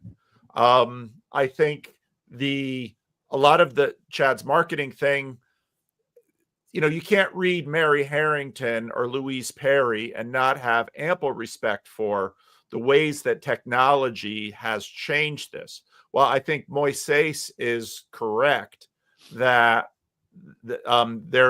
many men have lost their virginity in trains. And this goes way back to brothels in the Roman Empire, et cetera, et cetera. Part of what's changed now is the Lily Phillips issue, I think, grabs attention because so many of the threads come into it. Because her mother is the madam but the payoff for the madam and the prostitute is, I mean, talk about a genius marketing strategy. This was, I'm sure there are, hundreds, thousands, tens of thousands of girls on OnlyFans trying to differentiate themselves. And via this little documentary, I'm sure it hockey sticked her OnlyFans page. And, I'm going to do 1,000 next is just pouring fuel on the fire. And all of the full breadth of deep religion, which is pervasive, is just, rocketing through this. And of course, in this reactive age of attention gathering, nothing is better than triggering fathers who see that girl as a daughter and think, oh, Mark D. Parker, if there's anything we learned about Mark D. Parker in Connecticut, is that Rod's take on men and women is true. Mark D. Parker, this man is a romantic. He is a knight. And when he sees that little girl disavowed by this, Mark Parker is ready to he's ready to risk his reputation in a conservative Christian community by going on OnlyFans. And Mark, I tease you, but I genuinely respect you because, boy, I mean, this is the game of humanity. And I think Rod is right that part of what has happened is most of the old battlefield weapons of religion have been exposed in the last 80 years. And we are in one hell of an arms race right now. And the body counts are real. What if this was, get this, how upset would people be, like anybody on the screen, if we found out that Lily Phillips wasn't even an actual person, the whole thing was just an AI hoax, and you all bought it, right? And like it wasn't actually people. Even the guy that interviewed her, it was like it wasn't real. The whole thing was AI. Even the wretch actually met her, right? None of us have even met her, right? I'll tell you how pissed would you guys be? I wonder how pissed would you be, or would you be relieved? Well, okay, so here's the thing. The what if, it doesn't matter. You know why? Wrestling. Because the thing is that, no, here's the thing. It doesn't matter if it's fake. What matters is that we get the satisfactory ending to the story. Like, so, and the thing is that the people will be pissed if the story does not end satisfactorily. Now, what that is, what the majority of the market, the people watching think that is, I don't know. I think, we do need chivalry back, but chivalry's gotta, when chivalry started, it was knights were facing barbarians that were brutal. And so I think, you can't be, there was a really good part in the talk between Jordan Peterson and Greg Laurie. One of the moments that kind of didn't really stick out, but I made a little thing about it later, where because Peterson was talking about like he didn't like why he's suspicious of Christians or evangelicals or whatever, and he said it's because most morality is like a cover for cowardice, and that it's the cowardly men that tend to gravitate towards the faith. And then, he had some crazy friend that was like trying to fight the gym teacher, but that the normal person, does like enough risk. And if you have the right father figure, you'll navigate your way through life. I think like some guys need to be cunning enough to, I don't know how many buddies they need, 4, 5, 10, get in that queue, sign up there, and then make a plan to just grab her and get out of there. And that's actually what somebody should do. Somebody should physically remove her. We should not respect like laws or whatever, this thing of consent to that degree. Because if you were watching it on a movie, you wouldn't be, that's what you want. Now the one thing that's tricky there, and I think it's something that I'm not sure has entered in the conversation yet, is the perceived risk in that you mention is that, what if what if somebody stops you? What if you're not able to do it? But the one risk, the other risk there is, what if you get there and you end up not doing it? You end up not only that, you'd end up not grabbing her and taking away, but you end up just going along. That's why you need to have a bunch of guys. You need because that's the thing. One person would chicken out. Two people might chicken out. If you have enough people, here's the thing, though, Michael. Here's a couple thoughts come to mind. There is one is you're moving more in the direction of Taliban culture. It's a fundamentalist response that says we're going to coerce morality. Well, and if she's under 18, but she's not under 18. No, she's not under 18. But that's the point. So why do we respect that? Let him finish, Michael. All right. Okay, but what you're talking about initially sounds rather benign, relatively harmless. It does escalate, and it can turn into a system where you end up with men who throw acid on the woman who behaves shamefully to protect the family, the community, the clan identity, and righteousness. I don't think do we now need a society? Are we, through our righteous indignation, do we want to promote gang-like behavior in our society? Does that all right? We got your argument. Anybody want to respond? Michael, first chance, and then Mo on this, because I think I love Michael's thought experiment on this, because it illuminates a lot. Okay, here's the thing. I am certain that there are men who would like, because I've heard their comments, that would like to disfigure her, think she's the problem, think that these women are the problem. I think that's horrible. Because, I am enough of a believer in chivalry that I'm not going to, that's granting her all the agency for all her actions. I think like the thing is that the difference between a knight and a barbarian is not that barbarians throw women over their shoulders and knights don't. The difference is what happens after they bring them back to safety, and the knight respects the woman's freedom then, but they shouldn't respect her freedom in that situation. Even if she set it up, and even if her mother set it up, it's wrong. And if it was kids, everybody would agree that it was wrong, and the righteous people would applaud the vigilantes. I mean, obviously this is risky, but all right. And I'm going to get into Rod's point that he colonized me a long time ago in terms of non-coercion, but now to Mo. Yeah, I think a big part of it has to do with intimacy or knowledge, right? So if this woman Lily was my cousin, no hesitation about doing that. With a gang, by myself, whatever.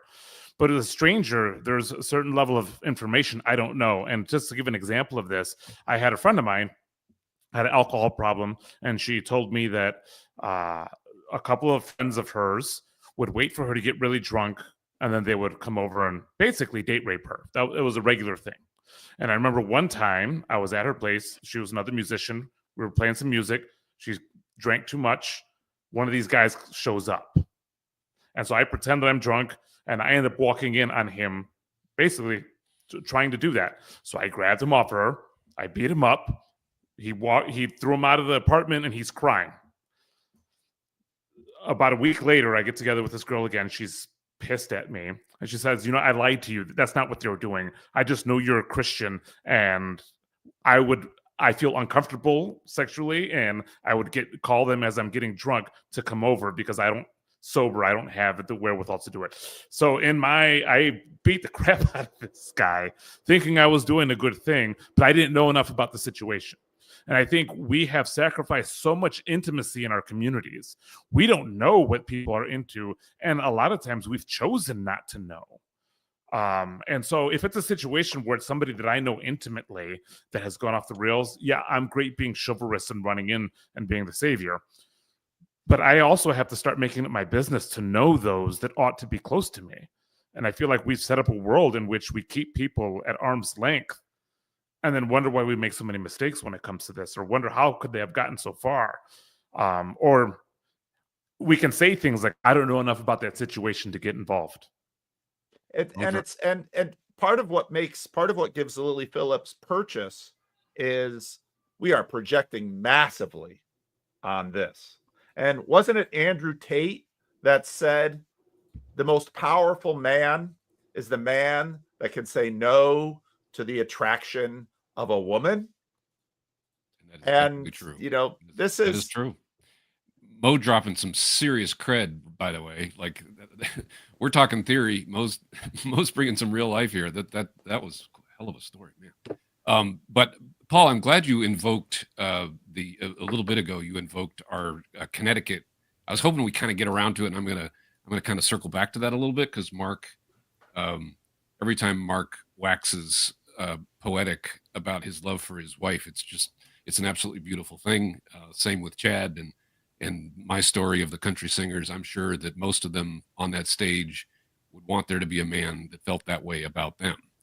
Now, the part that I think would be missing then, that is very much present today, is that it would be a very specific man. In other words, it's not any man. There's lots of men lining up to show interest, that are interested in their presentation. All of them are on Instagram. They're all doing the things to get attention and all the things, right? But they still, at some level, want and hope that there will someday be a man that feels that way about them. And I think what triggered Mark and my friendly little, not exactly a disagreement, but a kind of disagreement. I said, because I'm now in my second marriage, and one of my guidelines was that I'd seen so many of my friends just go through hell with divorce and alimony and just really contentious situations, lot of regrets, and I said that one of my criteria is that I would not marry a woman that I could not amicably divorce. And there's a bit of a colon in there, of course, because I love my wife and have no intention of divorcing her. But I also am very confident that, God forbid it came to that it would be an amicable and painful, but not contentious. It wouldn't be World War III like so many divorces are, right? And of course, Mark, that landed on Mark. It was almost antithetical to the whole enterprise. It's like, why on earth would you ever even get married then, right? Or something to that effect. So, but the reason I brought it up is because, to Paul, you've alluded to this, I think we're living in a different time. We have unleashed female agency and sexuality on culture.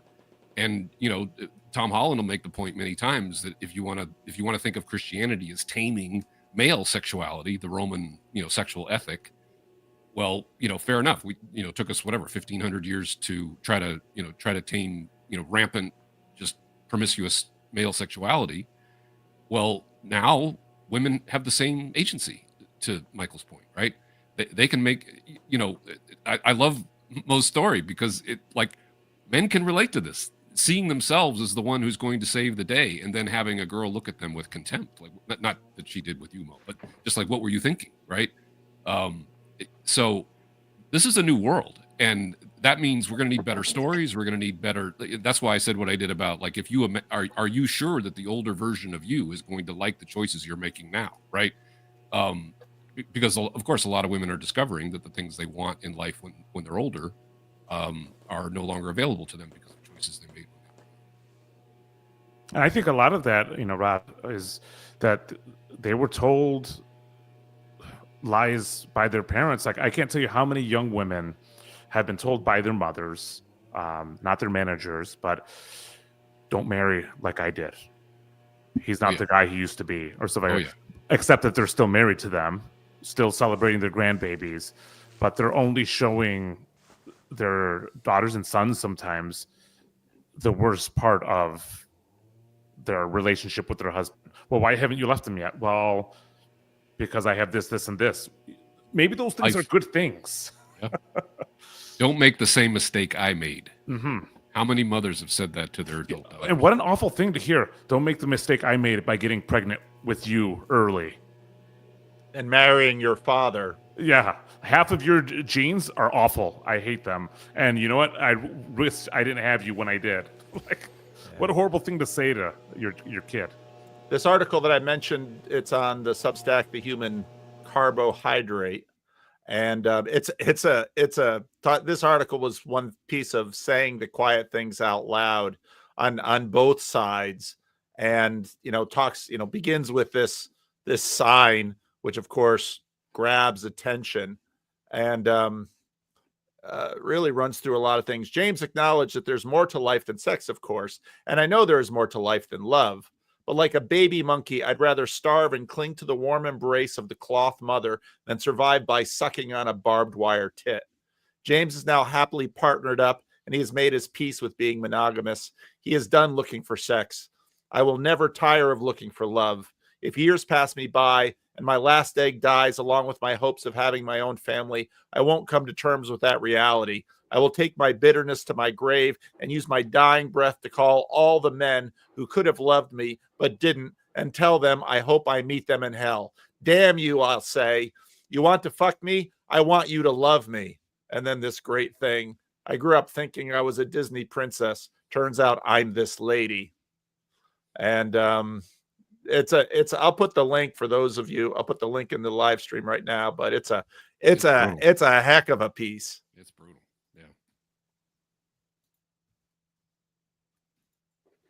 It reminds me of a lot of different songs. Sheryl Crow had the "Are You Strong Enough to Be My Man?" She talks about all the different mood swings. Or the "I'm a bitch, I'm a lover, I'm a child, I'm a mother." If you can't take me at my worst, you don't deserve me at my best. Yeah. That's a terrible idea. Michael's solution might make sense in a culture where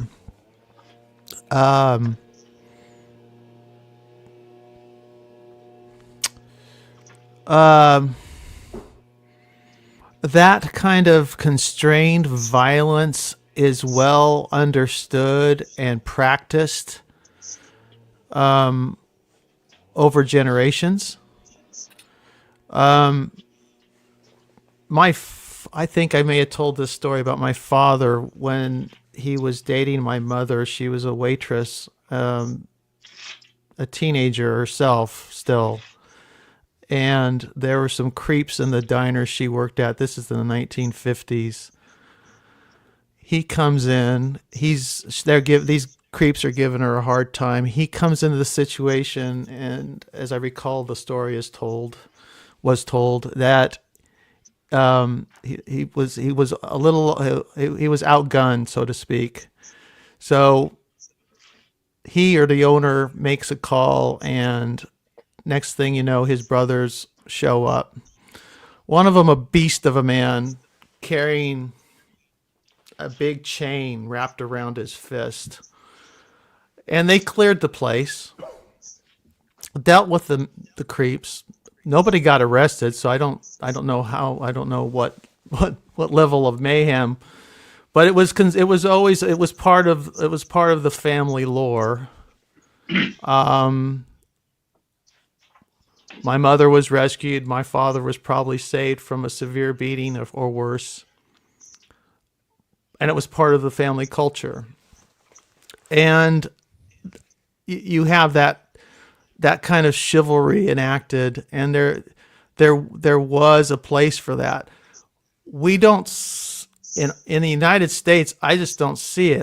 What I would see happening here is somebody would come in carrying a firearm. Something much worse would happen because we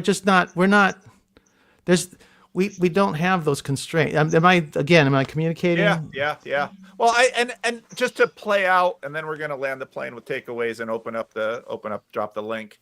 But what would happen if someone actually, a bunch of TLCers decide they're going to sign up for Lily Phillips 1000, and and decide they're gonna run this. We've now organized. We have a conspiracy going. This is a conspiracy theory. We're gonna be led by Grim Grizz, and much to Pastor Mo's warnings. But we know how this would end if you kidnap her. The police will come and lock you up for kidnapping, and you'll probably get sued because they've invested a lot of time and money into this publicity stunt, and they had expected a certain return on the investment. And so, and then the question will be, that should be the return. And I think people should. I think somebody should be willing to do that, knowing that's the return. That's the expected return on investment. Well, you're anticipating the civil rights movement. You know, and that's a marketing point. Letter from a London jail, which is the manifesto, and I mean that's how, in some ways, the perpetual warfare of religion. Because on top of all of this is what these are spirits at war. I mean, this is let's get woo again. These are spirits at war because there is an arms race that's going on, and it's spy versus spy, and it's countermeasures. So, okay, you kidnap Lily Phillips, and of course, she's probably going to then have bodyguards so that nobody interrupts the next time. So that way you get to have your moment of intimacy with her, not only with her and a cameraman, but also some burly guy who's got to sit and watch this all morning. But just hand her a pamphlet, just hand her some scripture, or spiritual laws. But what she really wants, getting back to Rod, is someone who would come into that room and look at her in the eye and say, I'm willing to take you, and I will be better for you than 1 million OnlyFans and $1 billion, because I will give you what you really want, which is love. Yeah, I don't know if she would hear that while she's busy disassociating. Like, true. Well, what if you just had a prayer meeting? If you instead of a gang, have a prayer meeting that would just you got to remember, God allowed this shit. Why are you thinking that you're better than God? That you're going to disallow it?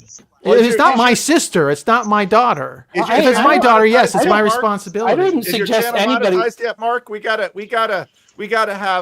get Mark into the OnlyFans stream, and then we gotta grift and get Mark to London, and Tayo will round up the Estuarians, and we'll have a prayer meeting outside the London Airbnb. Bringing in the sheaths, or what it was. And Mark will lead us, and we're gonna get him a knight's outfit. I wouldn't suggest anybody does anything without the call of God, but I wouldn't be surprised if God called somebody to do that. I mean, that's how the gladiator fights stopped, Somebody went in there and said, "Stop doing this," and they got killed, and then everybody lost the taste for it. So maybe that's what has to happen.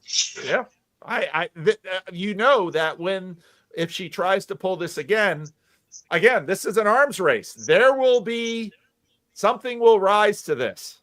It's going to happen. No, you guys, if any of the things that you guys are suggesting as things that would work were put into motion at all, they would just fall flat, because if they worked, they would have already worked, the 100,000 times they've been tried before. Like the story that who Mark Parker just told about, supposedly his hero dad called his buddies and they beat up some chummy dudes for being douchebags to the teenage diner girl who, like this mythological story, which I highly don't believe, by the way.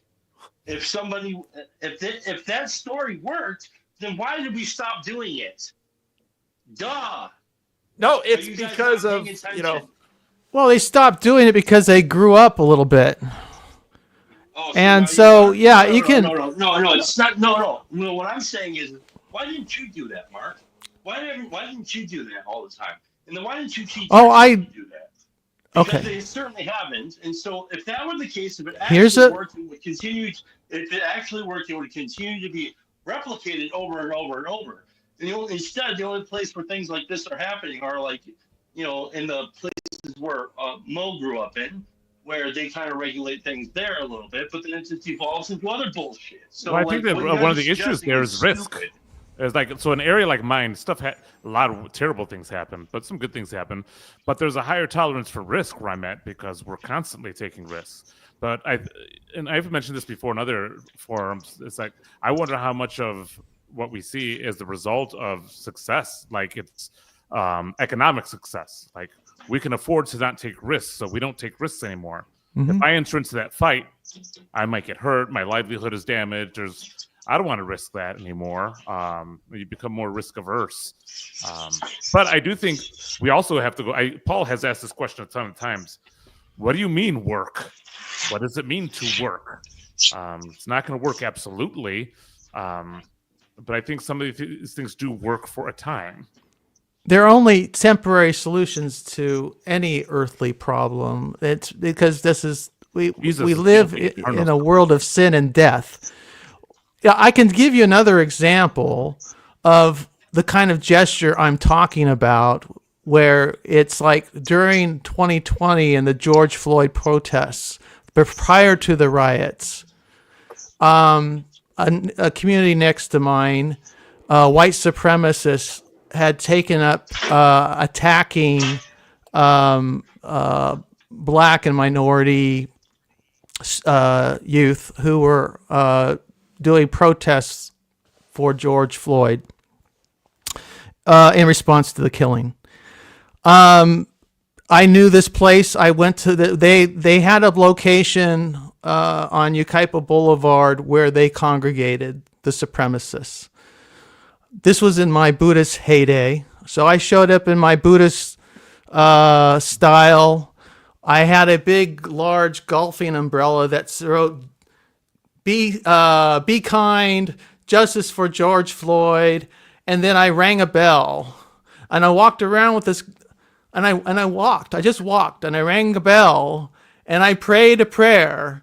And I did this ridiculous march along this stretch of Yucaipa Boulevard. I did this in a couple locations. And I just did it. All right? And I did it, and I did it. And then they'd look at me, and some might talk to me for a minute, but they mostly just stood back. And the funny thing is at those spots, there was no more violence. Now, I'm not taking credit for it. I'm just saying it's a coincidence. It happened. Now, you could say it's bullshit, it's mythological, or you could say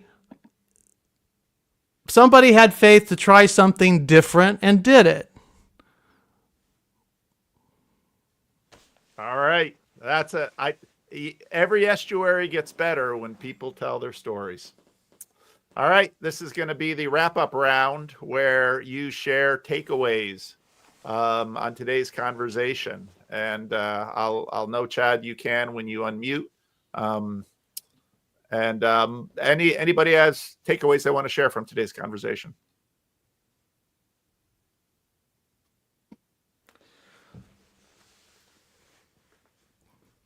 I'll go. I mentioned that I literally learned to read on the Bible.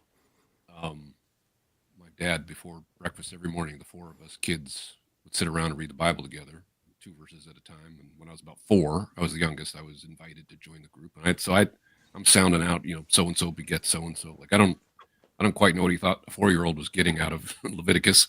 But I will say that particularly now at this stage of my life and the ways that I've engaged with this little corner, as I watch the culture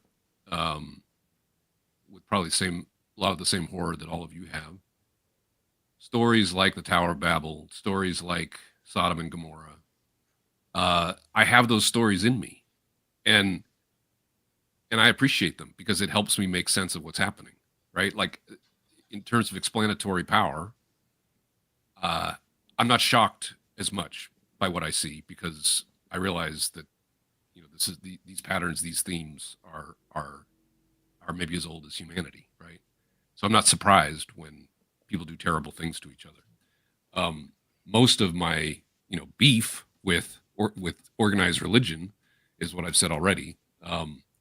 Is it seems like churches would be the obvious place that people would be going to find meaning and community and a more optimistic future.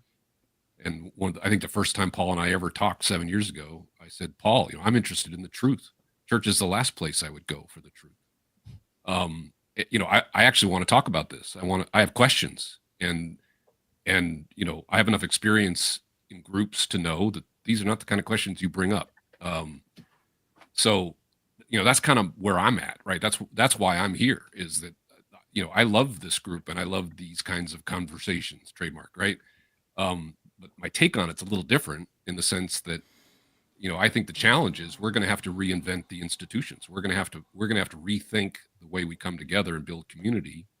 And instead of being overtly Christianese, we should be informed by our beliefs, and then we should act in the world. And our actions should be what speak for us. All right. What I've come away with is that Rod should become reformed. Because we have to reform the institutions, and it sounds pretty good to me. People always why do you remain a Protestant? Well, it's exactly Luke this says, reason. Reform or revolution. That's Luke's. I don't know where he got it, but that's what he says. Anybody else takeaways from today? Yeah. Well, I appreciate you having it, and thank you guys for being patient with me not being on camera and being able to give you some face-to-face action. Yeah.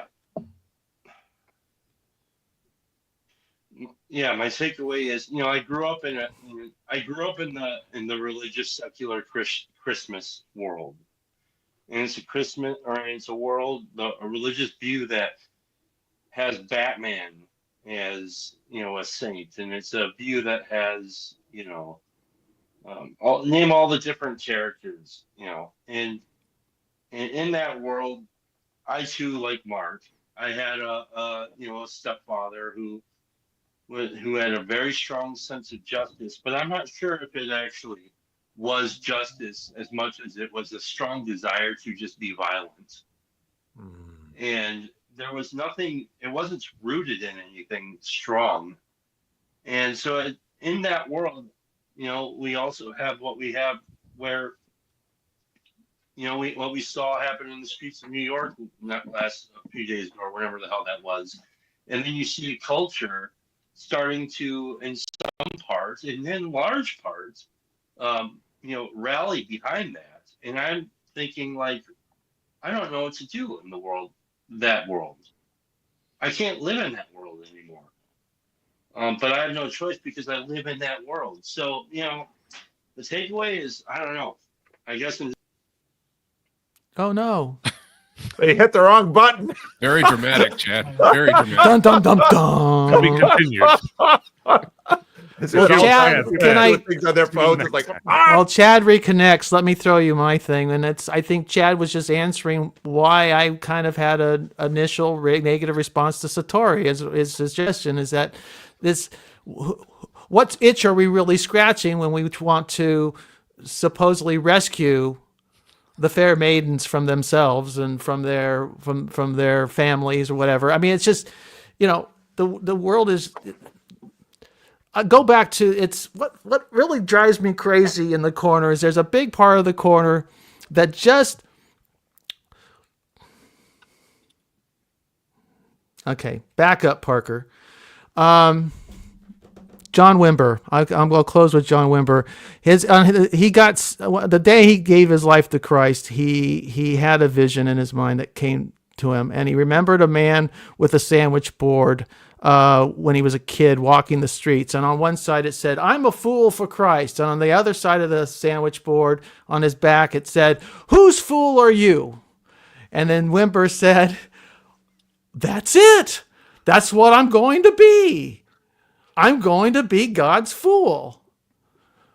And that's the lesson I took from him. And that's we need to be more foolish in the corner, more faith and more foolish. And I think maybe that's what Christianity, not just the corner, but that's what Rod's looking for in the church. We had more fools in the church would be better off. and the world would be better off as a result. All right. All right. Thank you, Mark. Michael? Well, Any I last agree. closing I thoughts? agree. I agree with Mark that we do need to be fools. But what's more foolish than a lost cause? And so I would just point to Rudyard, the guy from What If Alt Hist. He has this thing about the coming incel revolution. Like it's coming. It's going to be bad. It's going to be what Mark's fearful of. So I'm saying, as an alternative, maybe the incel chivalry crusade or something. Sometimes you need muscles because there are bad guys out there. So that's keep our options open. I don't know how Chad will feel about this, but it's probably not a good. We've probably not done anything. We've not been foolish enough. We've not taken enough risk until someone gets pissed off and yells at someone else, and someone's feelings get hurt. But what you want to do is sort of create a container so that those things can happen and do happen. And I mean, the crazy thing about family is, you can divorce a spouse. You can try and stay away from a brother or sister, but they're always a brother or sister. And so I really liked this conversation today.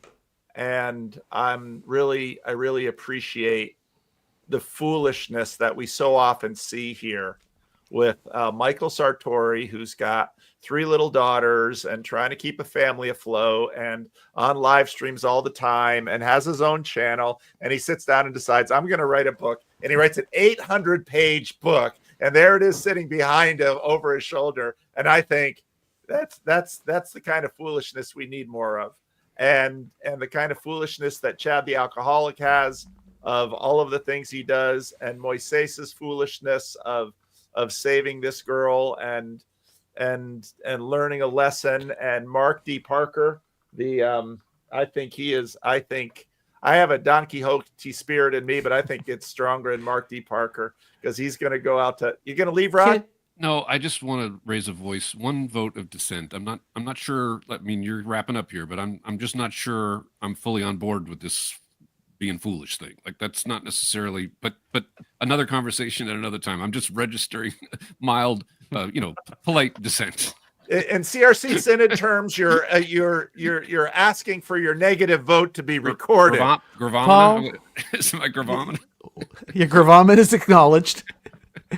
And second, Paul, can you highlight Joseph's comment? Because I do think it's important, especially from the Jewish perspective. It's not too far up. Oh yeah, and I think this is a lot of what Chad was pointing to, which is there's been a lot of men that, I mean, Rod earlier talked about the woo of male female the woo of sexual attraction. I'll just say it that way. And there's a lot of men. It's the woo of adrenaline, where you see something, and I mean, anger is a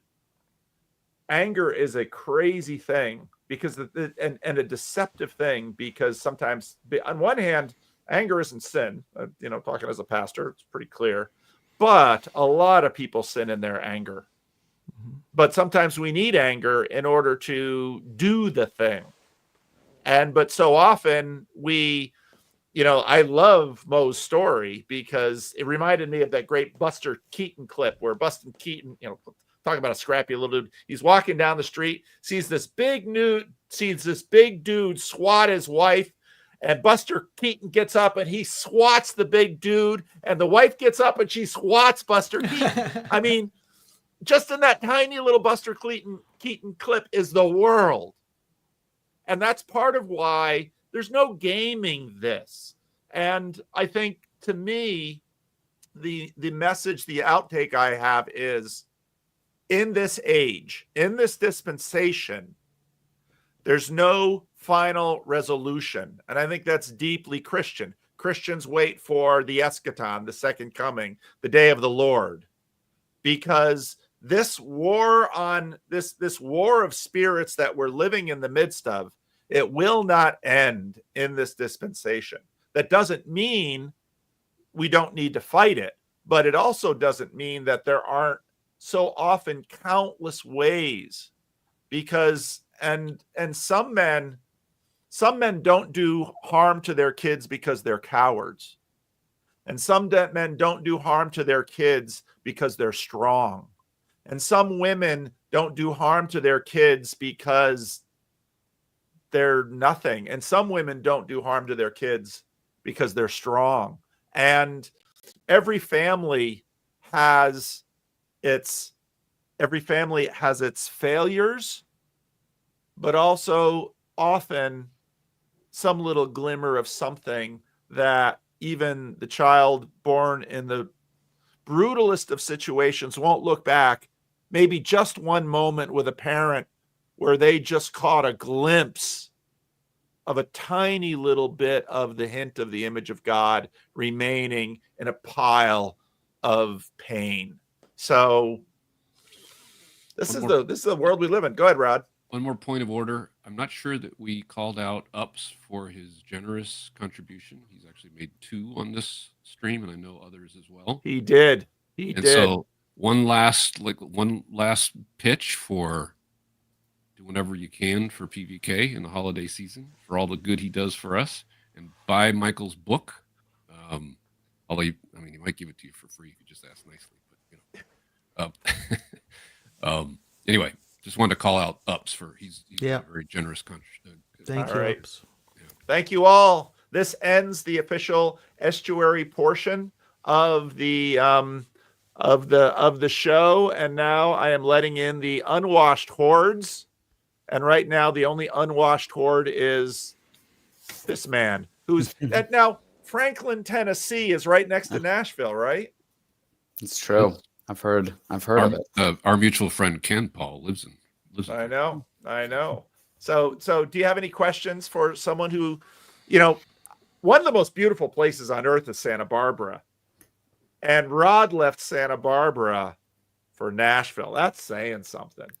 I always apologize whenever people around here. I tell them I'm from California. I'm like, I feel like I have to apologize immediately because this place has been completely inundated by people from California.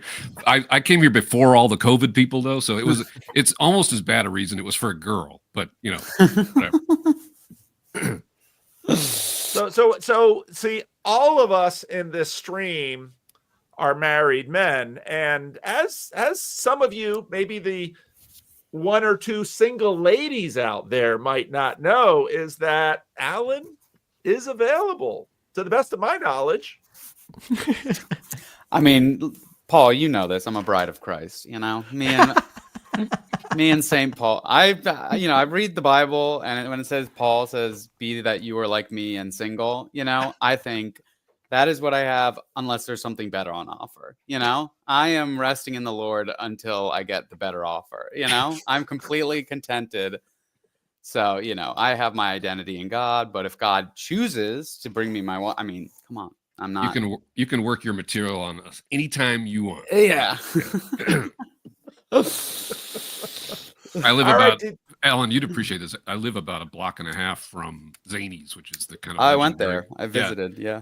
And so Nate Bergazzi, he's a local guy, right? So I've actually seen him 2 or 3 times, but recently we went to see Dave Smith, and it turns out they're buddies, and so he just walked on, and I've never had the experience of like somebody at that level working out their material at a comedy club, and so he's on his iPhone, he's just scrolling through the jokes and just delivering them from his iPhone, and then you realize how good he is, right? Like, it was a cool experience, it really was. Oh yeah. No, it's funny.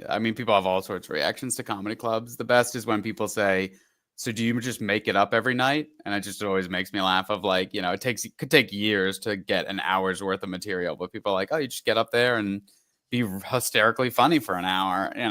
It's funny if you've been to a comedy clubs as much as I have, all the different preconceived notions that people have, or the people who think they're helping the show by getting drunk and talking to the comedian, you know, the helpers, the little elves that there are in the comedy clubs. But yeah. All right. Any other comments you wanted to make? Otherwise, I mean, if we don't have comments, I can close the stream. Yeah, last week Nate got on all hot. He wanted to grab me, and I had to go, so I figured I'd stick around a little bit just in case somebody wanted to push back on something. I'd be here to defend myself. Yeah, bring the rumble. The I guess one thing that, like, I mean, in my own thinking is, like, I want to put myself in a position of maximum. Like, I'm a huge believer in just like being honest and saying, like, I have very little leverage or ability to change things. I live in New York City. Like, the most humble thing you can do is just be like, what can you actually do? You know, all these people have crisis and like, oh, my life's all in disorder. What can you actually do? And I guess one thing, which is why I'm sort of on my Franklin tilt, or the city that shall not be named, is like, yeah, it seems like in terms of the things that I want to do, being surrounded by like-minded people. I know people have their like, oh, they're all secretly hate Christ. Everybody who says they love Christ secretly hates it, and everybody who says they hate Christ secretly, like, you know, I know the, like, you know, new agey, like, you know, but it's just, if I put myself in a position where it's like, yeah, I'll give an example. People were talking about like, oh, well, people get sucked into culture. Well, part of that is also, oh, my kids got sucked into Taylor Swift and the culture. It's like, well, part of that's, there's nothing else on offer. It's like, oh, well, you can get into video games and Taylor Swift and the culture, and all your friends play video games, and all your friends are looking at pornography, or whatever it is. Oh, well, what's the other option? Oh, nothing. Your father works 50, 60 hours a week, and I also work, and you can sit in the basement alone and do nothing. That's your other option. It's like, well, if you were really a Christian, you'd sit in the basement and read the Bible alone, like a Christian. But because you're worldly and you hate Christ, you're playing video games. It's just like, there's not even another option. So of course your kid is like into the worldly thing. It's like, there is no plan. Even if they're naturally predisposed to like, oh, I would love to be at a Bible study at age 16. I would love this. I would love that. It's like, there ain't nothing for them. So like, it's like, what is on offer? It's like, yeah, I grew up in the culture where there wasn't anything on offer other than the culture. Well, you point out something really interesting there, because I've encountered a lot of parents that don't offer their kids anything, but think they do. Like, yeah, the guy's working 50, 60 hours, mom's working too. Oh, but we put them in this thing and that thing and whatever. And it's like, well, but that's not offering them. It's offering them these money, these lofty things. There's no body there. And they want to fill that with somebody. And you're not there. And you Could that be where church programming or church or synagogue or whatever programming comes into back play? Just like they try to supplement it with church programming, but it's like they want their parents, right. And the parents just aren't available. They're trying to move up for the pie in the sky, and it's just not working. Can we get to the parents by being there for the kids? I mean, is that just a reasonable strategy? Well, make it a loss leader and you just do it. Well, it's good to go after the kids. I would totally agree with that. I think that's a big thing. But it also starts with like, I have to be for my own kids. Like, I have to make sure that I'm not going after other people's kids, sacrificing my own. Well, I have to make sure that me and my wife are making time to be there for our kids. Yeah. And this is one place where it's like, yeah, if you're actually humble, you're not going to move heaven and earth. You're not going to take every single, it's like it's like the new atheists, or even the apologists who are like, just show me anybody and I'll convince them that God's real or God's not real. It's like that chest thumping. It's like, this is kind of why I'm pro Franklin. It's just like, there's a humility to like, yeah, I don't know how to do it. And maybe 99 out of 100 of the people here are fakes and frauds, and they actually hate Christ and that they're backwards. Maybe one person has something to teach me and to help me, but that comes from a place of humility of like, yeah, I don't know how to do it. And especially in New York City, like, what's on offer, especially in my community, is like, well, you're going to homeschool and you're going to live in New York City and you're going to do this. And I'm like, yeah, that's going to crush me. I'm going to like be lukewarm. I'm going to just stop believing. So like, if my two options are take on the world in New York City or be humble and move to Franklin, like, I think those are more correct analyses, then like, well, just win, just be like Superman by yourself. It's like, I think, Alan makes a really important point. I've been looking for this article that Aaron Wren posted on Twitter a few days ago, where someone walked through basically the different generations, what it took for a baby boomer to buy a house and support children on how much income and how long it would take in general them to earn that much income and get to that point where they could do that. And then the millennials, and then so there are levels to this all over the place. And I think part of what Alan's pointing to is that zip codes still matter. Part of what's interesting about the Jordan Hall story is it was the zip code, it was the community. We sort of think that zip codes don't matter because it's all being interfaced by virtuality in this world. But New York City is a place. And in many, it's been a long tradition in America, and probably other places in the world too, that if you want to change yourself, you change your zip code. And California is full of the individuals and children and grandchildren of many people who are escaping something, and they came here. And America is full of such people. I think both sides of my family came to America because they were getting away from something. And so communities still matter. And then getting back to some of Rod's points and Mo's points, if you really want to build something, build a community and build a local community. And if in fact that there are many children who deconstruct and leave really viable communities, but the degree of health and goodness and wholesomeness, Jordan Hall's word, in that community, that will never leave them. They will remember, and even if they get lost in a lot of chaos, it'll still act like a beacon out there. And for young girls, the father that you are, psychologically speaking, that's going to have an impact on the men that they pick. And so here's women, an idea. Same thing. Here's an idea.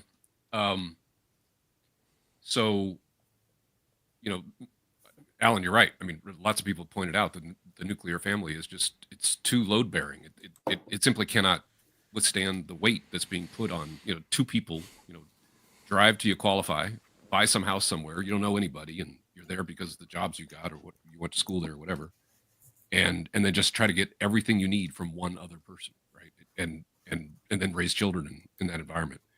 Maybe the ultimate kryptonite of the age we live in is how much human thriving in adulthood depends on how much access an infant and child had to their parents when they were young.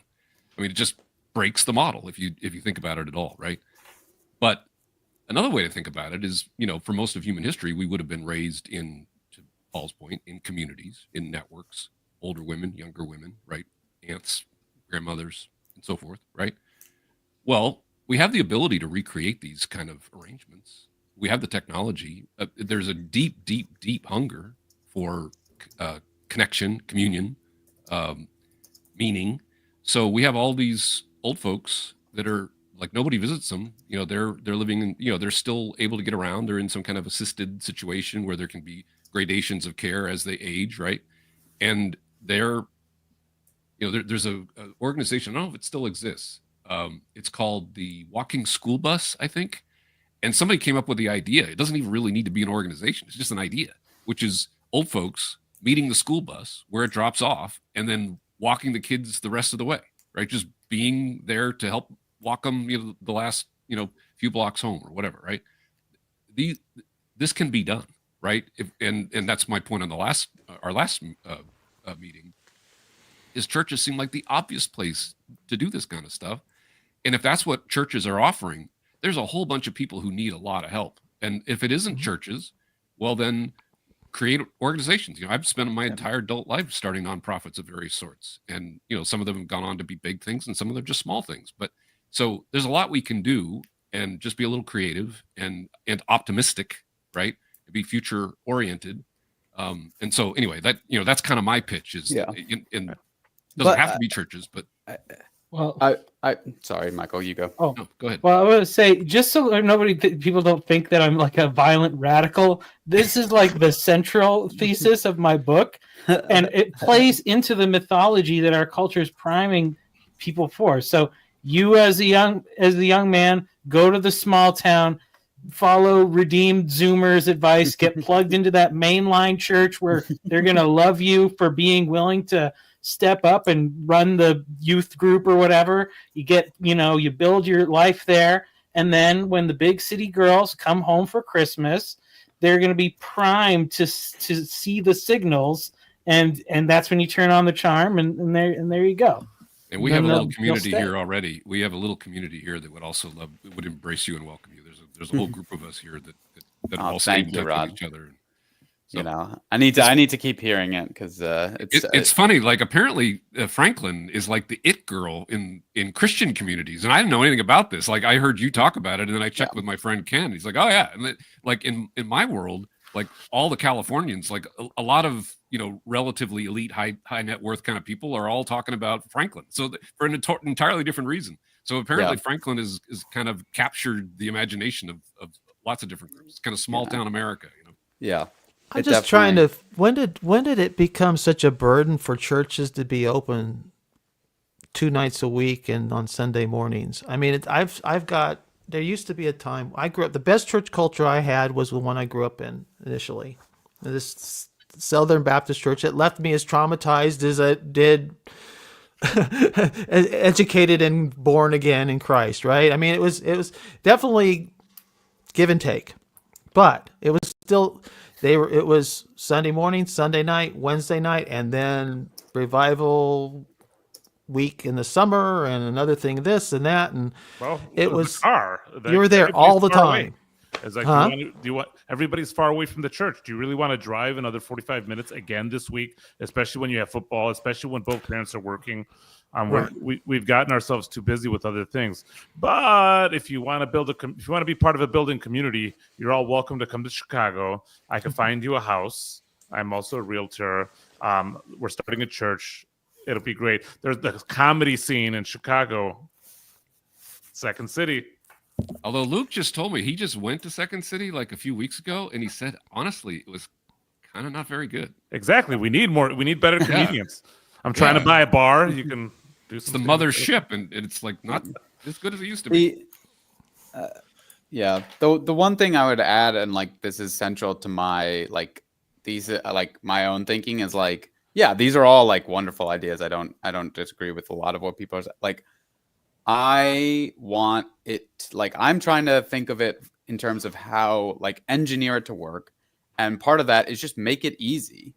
It's like, yeah, it's great that I serve a lot at my church, and like I love my current community and everything. It's just like when I look at having a family, it seems like putting a giant boulder on your back of like your options are commute in and out of the city. My dad did it an hour and a half each way. So 3 hours a day commuting in and out of the city, or living in the city, which is even more so, like treacherous in its own ways. So it's like, I agree that like all these programs, but like the starting point isn't just like, well, take your life as busy as it is and then load on the boulder of volunteering and doing all this other stuff that's idealistic. It's like, well, start with make it as easy as possible to live to do these things. And then you'll actually have time to volunteer, and because the drive to church is 10 minutes and it's not an hour train ride into church because you go to church in New York City, but live in Morristown, New Jersey.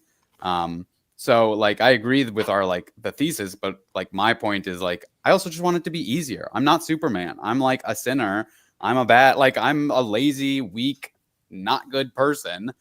So if I'm trying to become the good person, I want the tiny little boulder. I don't want like, Lord, here I am, crush me with your hardest. No, but am I saying that? I don't. But no, it's I'm not saying anyone's saying that. I'm just saying that's my thinking. And live within range of. Okay, well, pick a church that you can walk to. I mean, or drive to within 10 minutes or 30 minutes, if whatever's livable for you, and then be the guy who unlocks the fellowship hall for the kids' band practice 1 night a week. To me, that's part of this. You get enough people in a small church doing that, you're going to have a bigger church. It's the only thing you've said I disagree with, Alan, is the easy part. Like, no. I mean, yeah. Not only isn't it easy, it shouldn't be easy. Like, why would you want it? I had a old artist friend. He was in his 80s. I've been kind of active in the art world for a long time, and he was a sculptor, and it was it never gets easy. It was like words embedded in the sculpture, and I'm like, that's an interesting thing to put in a sculpture. And he has a little twinkle in his eye, and he says, and why would you ever want it to be?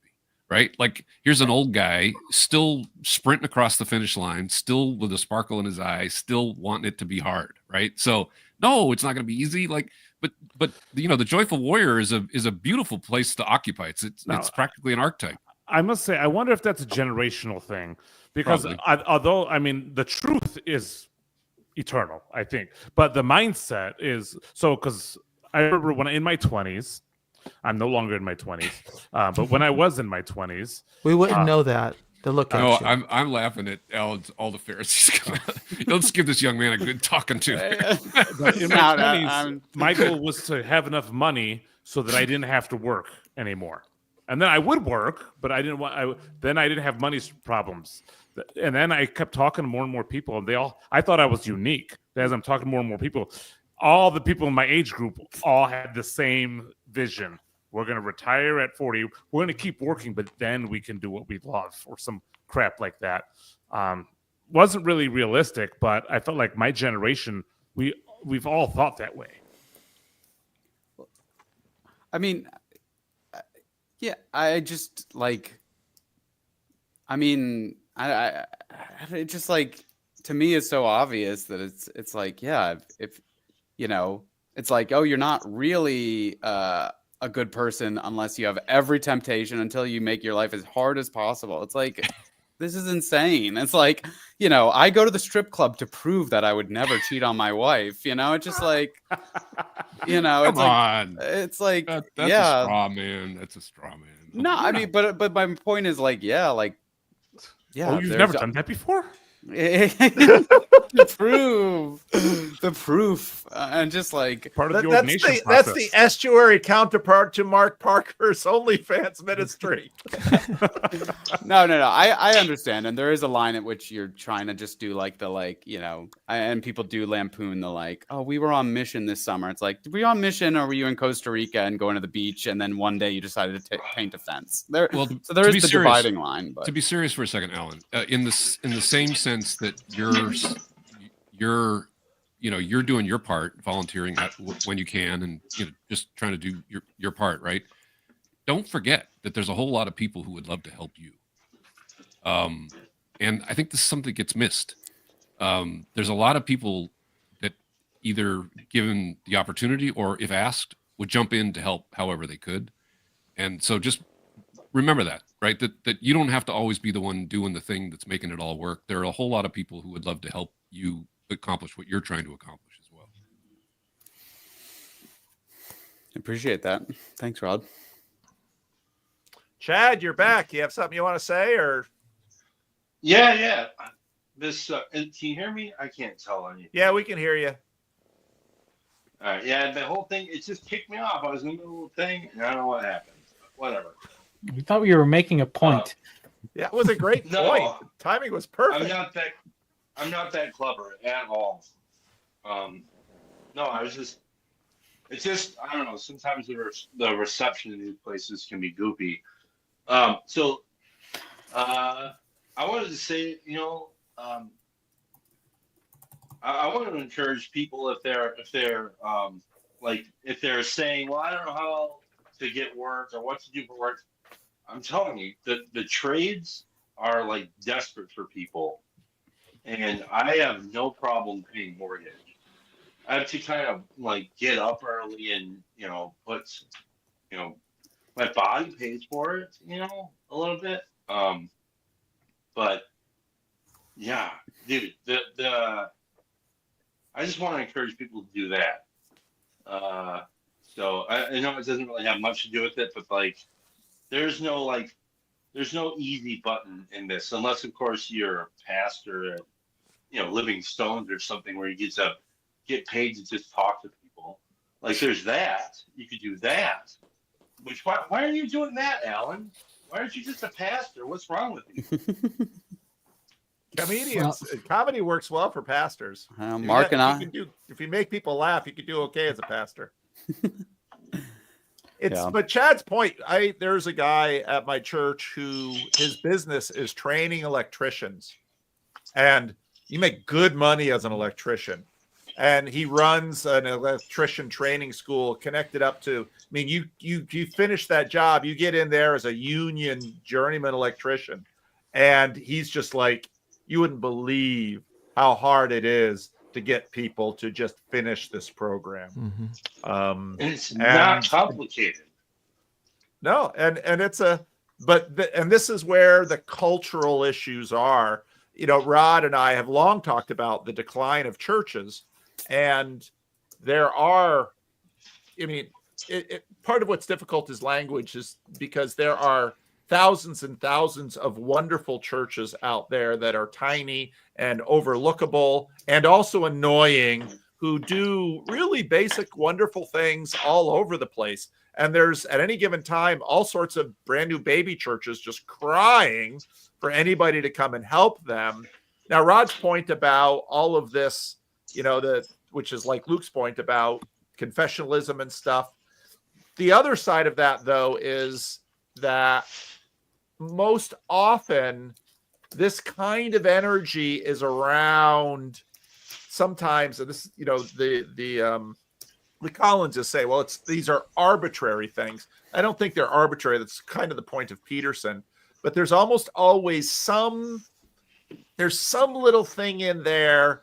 There's some little maybe inconceivable point that everybody's going to die on that hill. And it's that die on that hill energy that sort of allows that community to be. It's a fascinating human dynamic. Yeah, and people's beef with, like, I understand the argument that, like, my friend Luke makes about confessionalism and stuff, but it's a luxury belief for a lot of people. Like, why don't we just shut the F up and go to work? And then, like, go to church and maybe spend time at the church. And you don't have to tell everybody what you think you believe about God. Like, I think Chad's about to say enough. Well, but the thing is, what makes AA go? It's that there's a one thing there. And the same with how many other things. There needs to be a one thing that is sort of irrationally embraced for the rest of the flower to grow so often. Well, the one thing here is, like, everybody's right to be wrong. I don't know that we've found the one TLC thing yet. No, I think that's true. One thing I would point out on this, like, though, with PVK, with your point about all the lovely little churches, is like the urban monocultures lives off of sending your kids to public school at a small town. And, like, if you don't have a community that is purposefully developed an immune system to some of these things, like, it's great that you're walking through a field with your child and going apple picking, but one day they're going to get, you need to, like, immunize them against ideas that are, like, against certain ideas. They prey upon your children. So it's just like going to some small town and, like, the grandma would you like a hard candy? Like, that's a beautiful moment and it's very sweet, but it's like they're going to turn 16 one day and be like, I hate this small town. F this small town. I want to move to New York City. And it's just going to be like, and it's not just like evil call of evil. It's like, I know tons of people. I grew up outside of New York City. I know tons of high quality people who just thought the only place worth living, or like the only place I can succeed or have a halfway decent life, is New York City. Not because they're like party goers, but because they're like, to be alive, to matter is to make money. And New York City is where you make money. These are people who go to bed at 9 p.m., but they know that, like, New York offers not just parties and drugs and illicit sex with 100 men, but also offers careers and trophies. And so if you're not thinking about those other cudgels that are used, then the small town might be great until they turn 14 and they decide they hate you because they just they've seen viral posts for the first time. I like Peterson's comment about how we sacrifice our children to the world. The Christian Reformed Church tried and was successful, I think, in many generations of really reliably producing the kinds of insular communities they wanted to produce. Yet there's no guarantees in the age of decay. There aren't. And so that's part of why the Christian Reformed Church is really weird, because on one hand, I've never seen a denomination try harder to protect its children. On the other hand, it's also a denomination that has this crazy confessionalism of unconditional election. And I think that's part of watching it, saying, no matter how hard you try to deliver on your vision for what you think your children should be, you can't guarantee it. It's not humanly possible. Paul, I think for the next fundraiser that you do, because this is a fundraiser, everybody, put your money in the super chats and whatever it is. The next fundraiser you should do is where PBK talks to 100 guys in one day. I love it. Mic drop. I love it. Do it.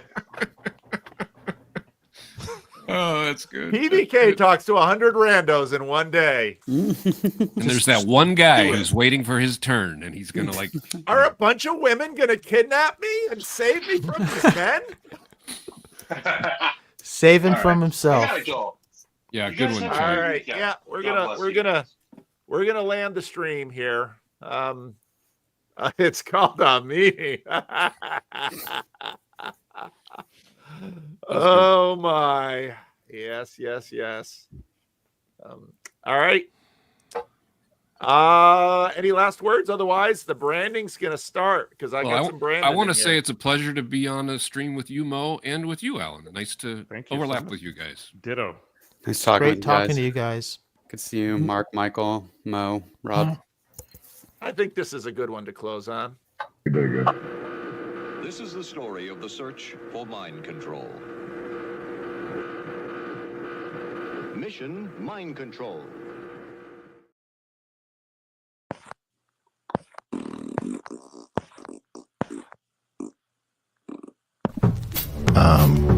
To be able to create something that normally happens in the sun on an island in the Pacific, or to be able to rewrite a cell the way Craig Venter did, synthetic biology.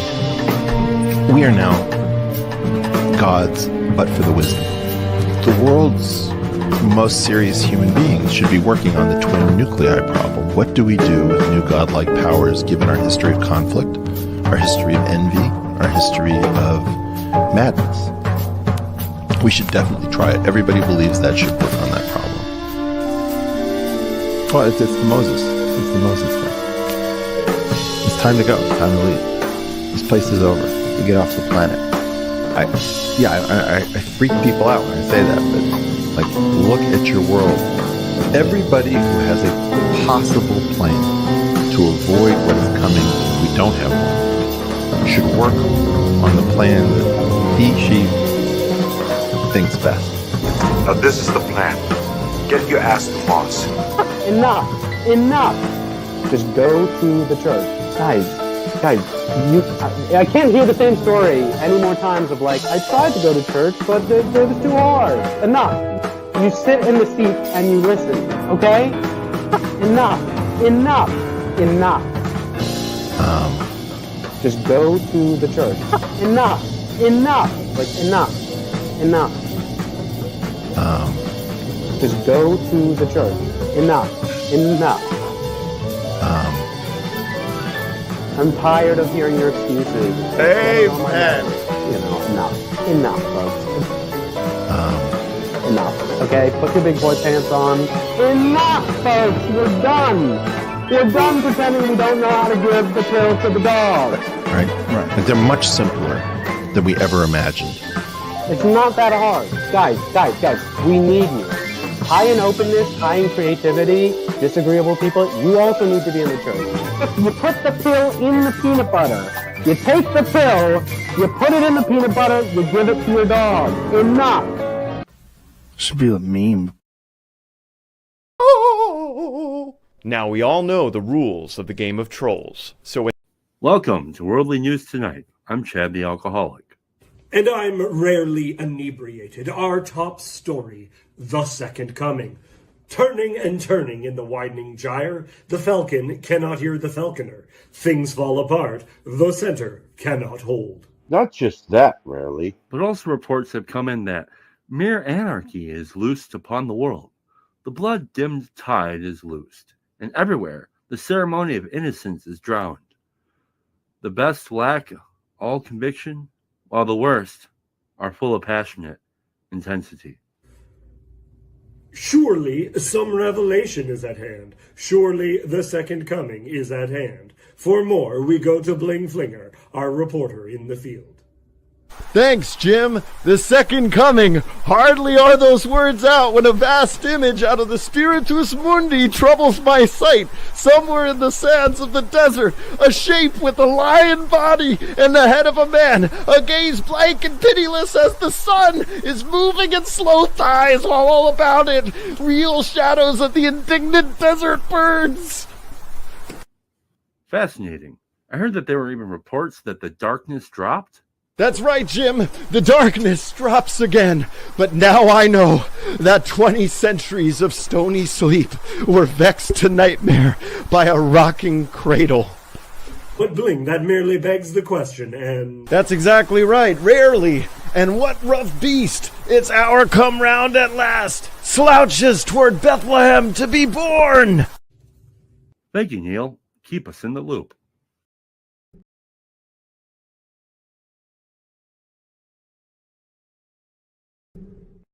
Still I have it. There are moments I conveniently forget that I'm a 40-year-old man. The last vestiges of a ghost long dead. A ghost with a messiah complex. A messiah too lazy to rise or ascend. Happily hurt and hard. A hanger-on or haunting of a time past. A heroic dream of the harrowing of hell. Failure to launch. Cling to a life vest. Treading in spells that linger and last. Mom and Dad, righteous and mad, daydreamers with ghosts of their own. My memory of them stoic, looking with aims to pretend. Always on the brink of somewhere. Each a child dancing on the fence. On down the river, dreamt in the sunshine. Saturday morning cartoons, the only Sabbath I knew. A disciple of Jim Henson and John Hughes. Worship in cathedrals where the Toys R Us, baptized in ball pits. A clown served the sacrament we eat. More Pepsi and Pizza Hut. Say please. Say cheese. Between Kurt Cobain, a scrambled cable screen, towers tumbling, Super Bowls, and reality TV, the ghost is constitutionally unwilling and intrinsically unable to see and be seen. Searching madly for attention to seek. But you could be anything. Never say never. If you've got nothing nice to say, don't say nothing. Ever. Don't talk to strangers. See what I say. Just do it. You don't listen very well, do you? You don't do very well, do you? You're not looking too good, are you? Keep up. Appearances aren't what they seem. Will you ever grow up? You look like you're stuck. I think you took too much. Echoes the ghost within the host, who prays the dead bury their dead and stay buried in a waiting dream.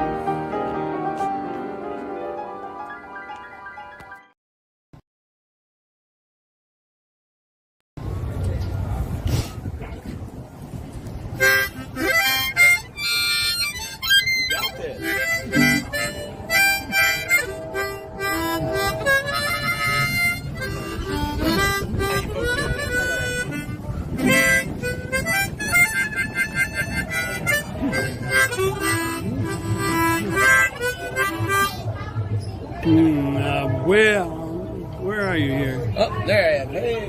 Where are you? Where? Got me? Oh boy.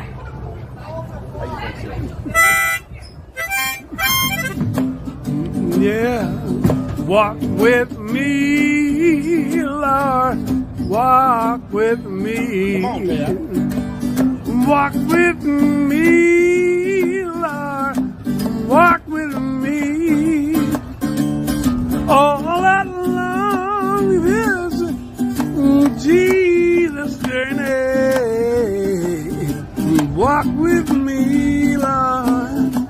Walk with me. Yeah. Walk with my mama. Yeah, walk with my mama. Walk with me. Walk with me too. You walk with my mama. Yeah. Walk with me. And walk with me too. Oh, my. Yeah. Yeah. Jesus journey. I want Jesus. Want Jesus. Walk with me. Walk with me. Hold my hand, Lord. Hold my hand. Hold my hand, Lord. Hold my hand. All along this Jesus journey. Hold my hand, Lord. And hold my hand. Walk with Moses. You walk with Moses. Walk with me. Walk with me. You walk with Moses. Walk with me. Walk with me. While I'm home. Yeah. Jesus journey. I want Jesus. I want Jesus to walk with me.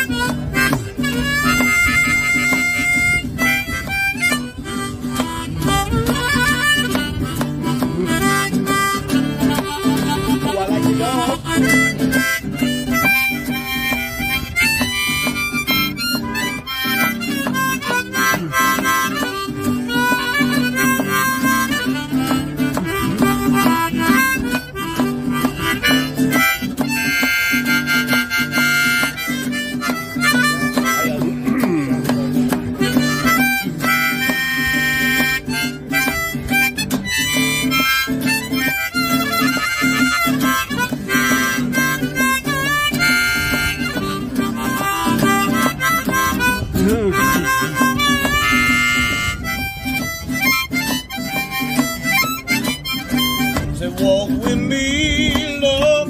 How y'all doing? Walk with me. Walk with me, Lord. Walk with me. Walk with me. I'm on my Yeah, Lord. I want Jesus. I want Jesus to walk with me. To walk with me. Walk with David, a little shepherd boy. Yeah, you made him a great king.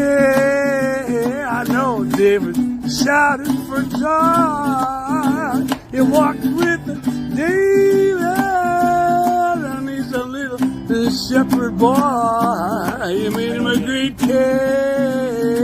And David shouted for joy. That's right. Oh, yeah. So walk with me, Lord. Walk with me. Walk with me, Lord. Walk with me.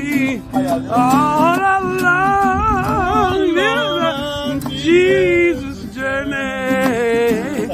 Walk with me, Lord. Walk with me. You gotta walk with me, Lord. Yeah! That was rocking great, brother.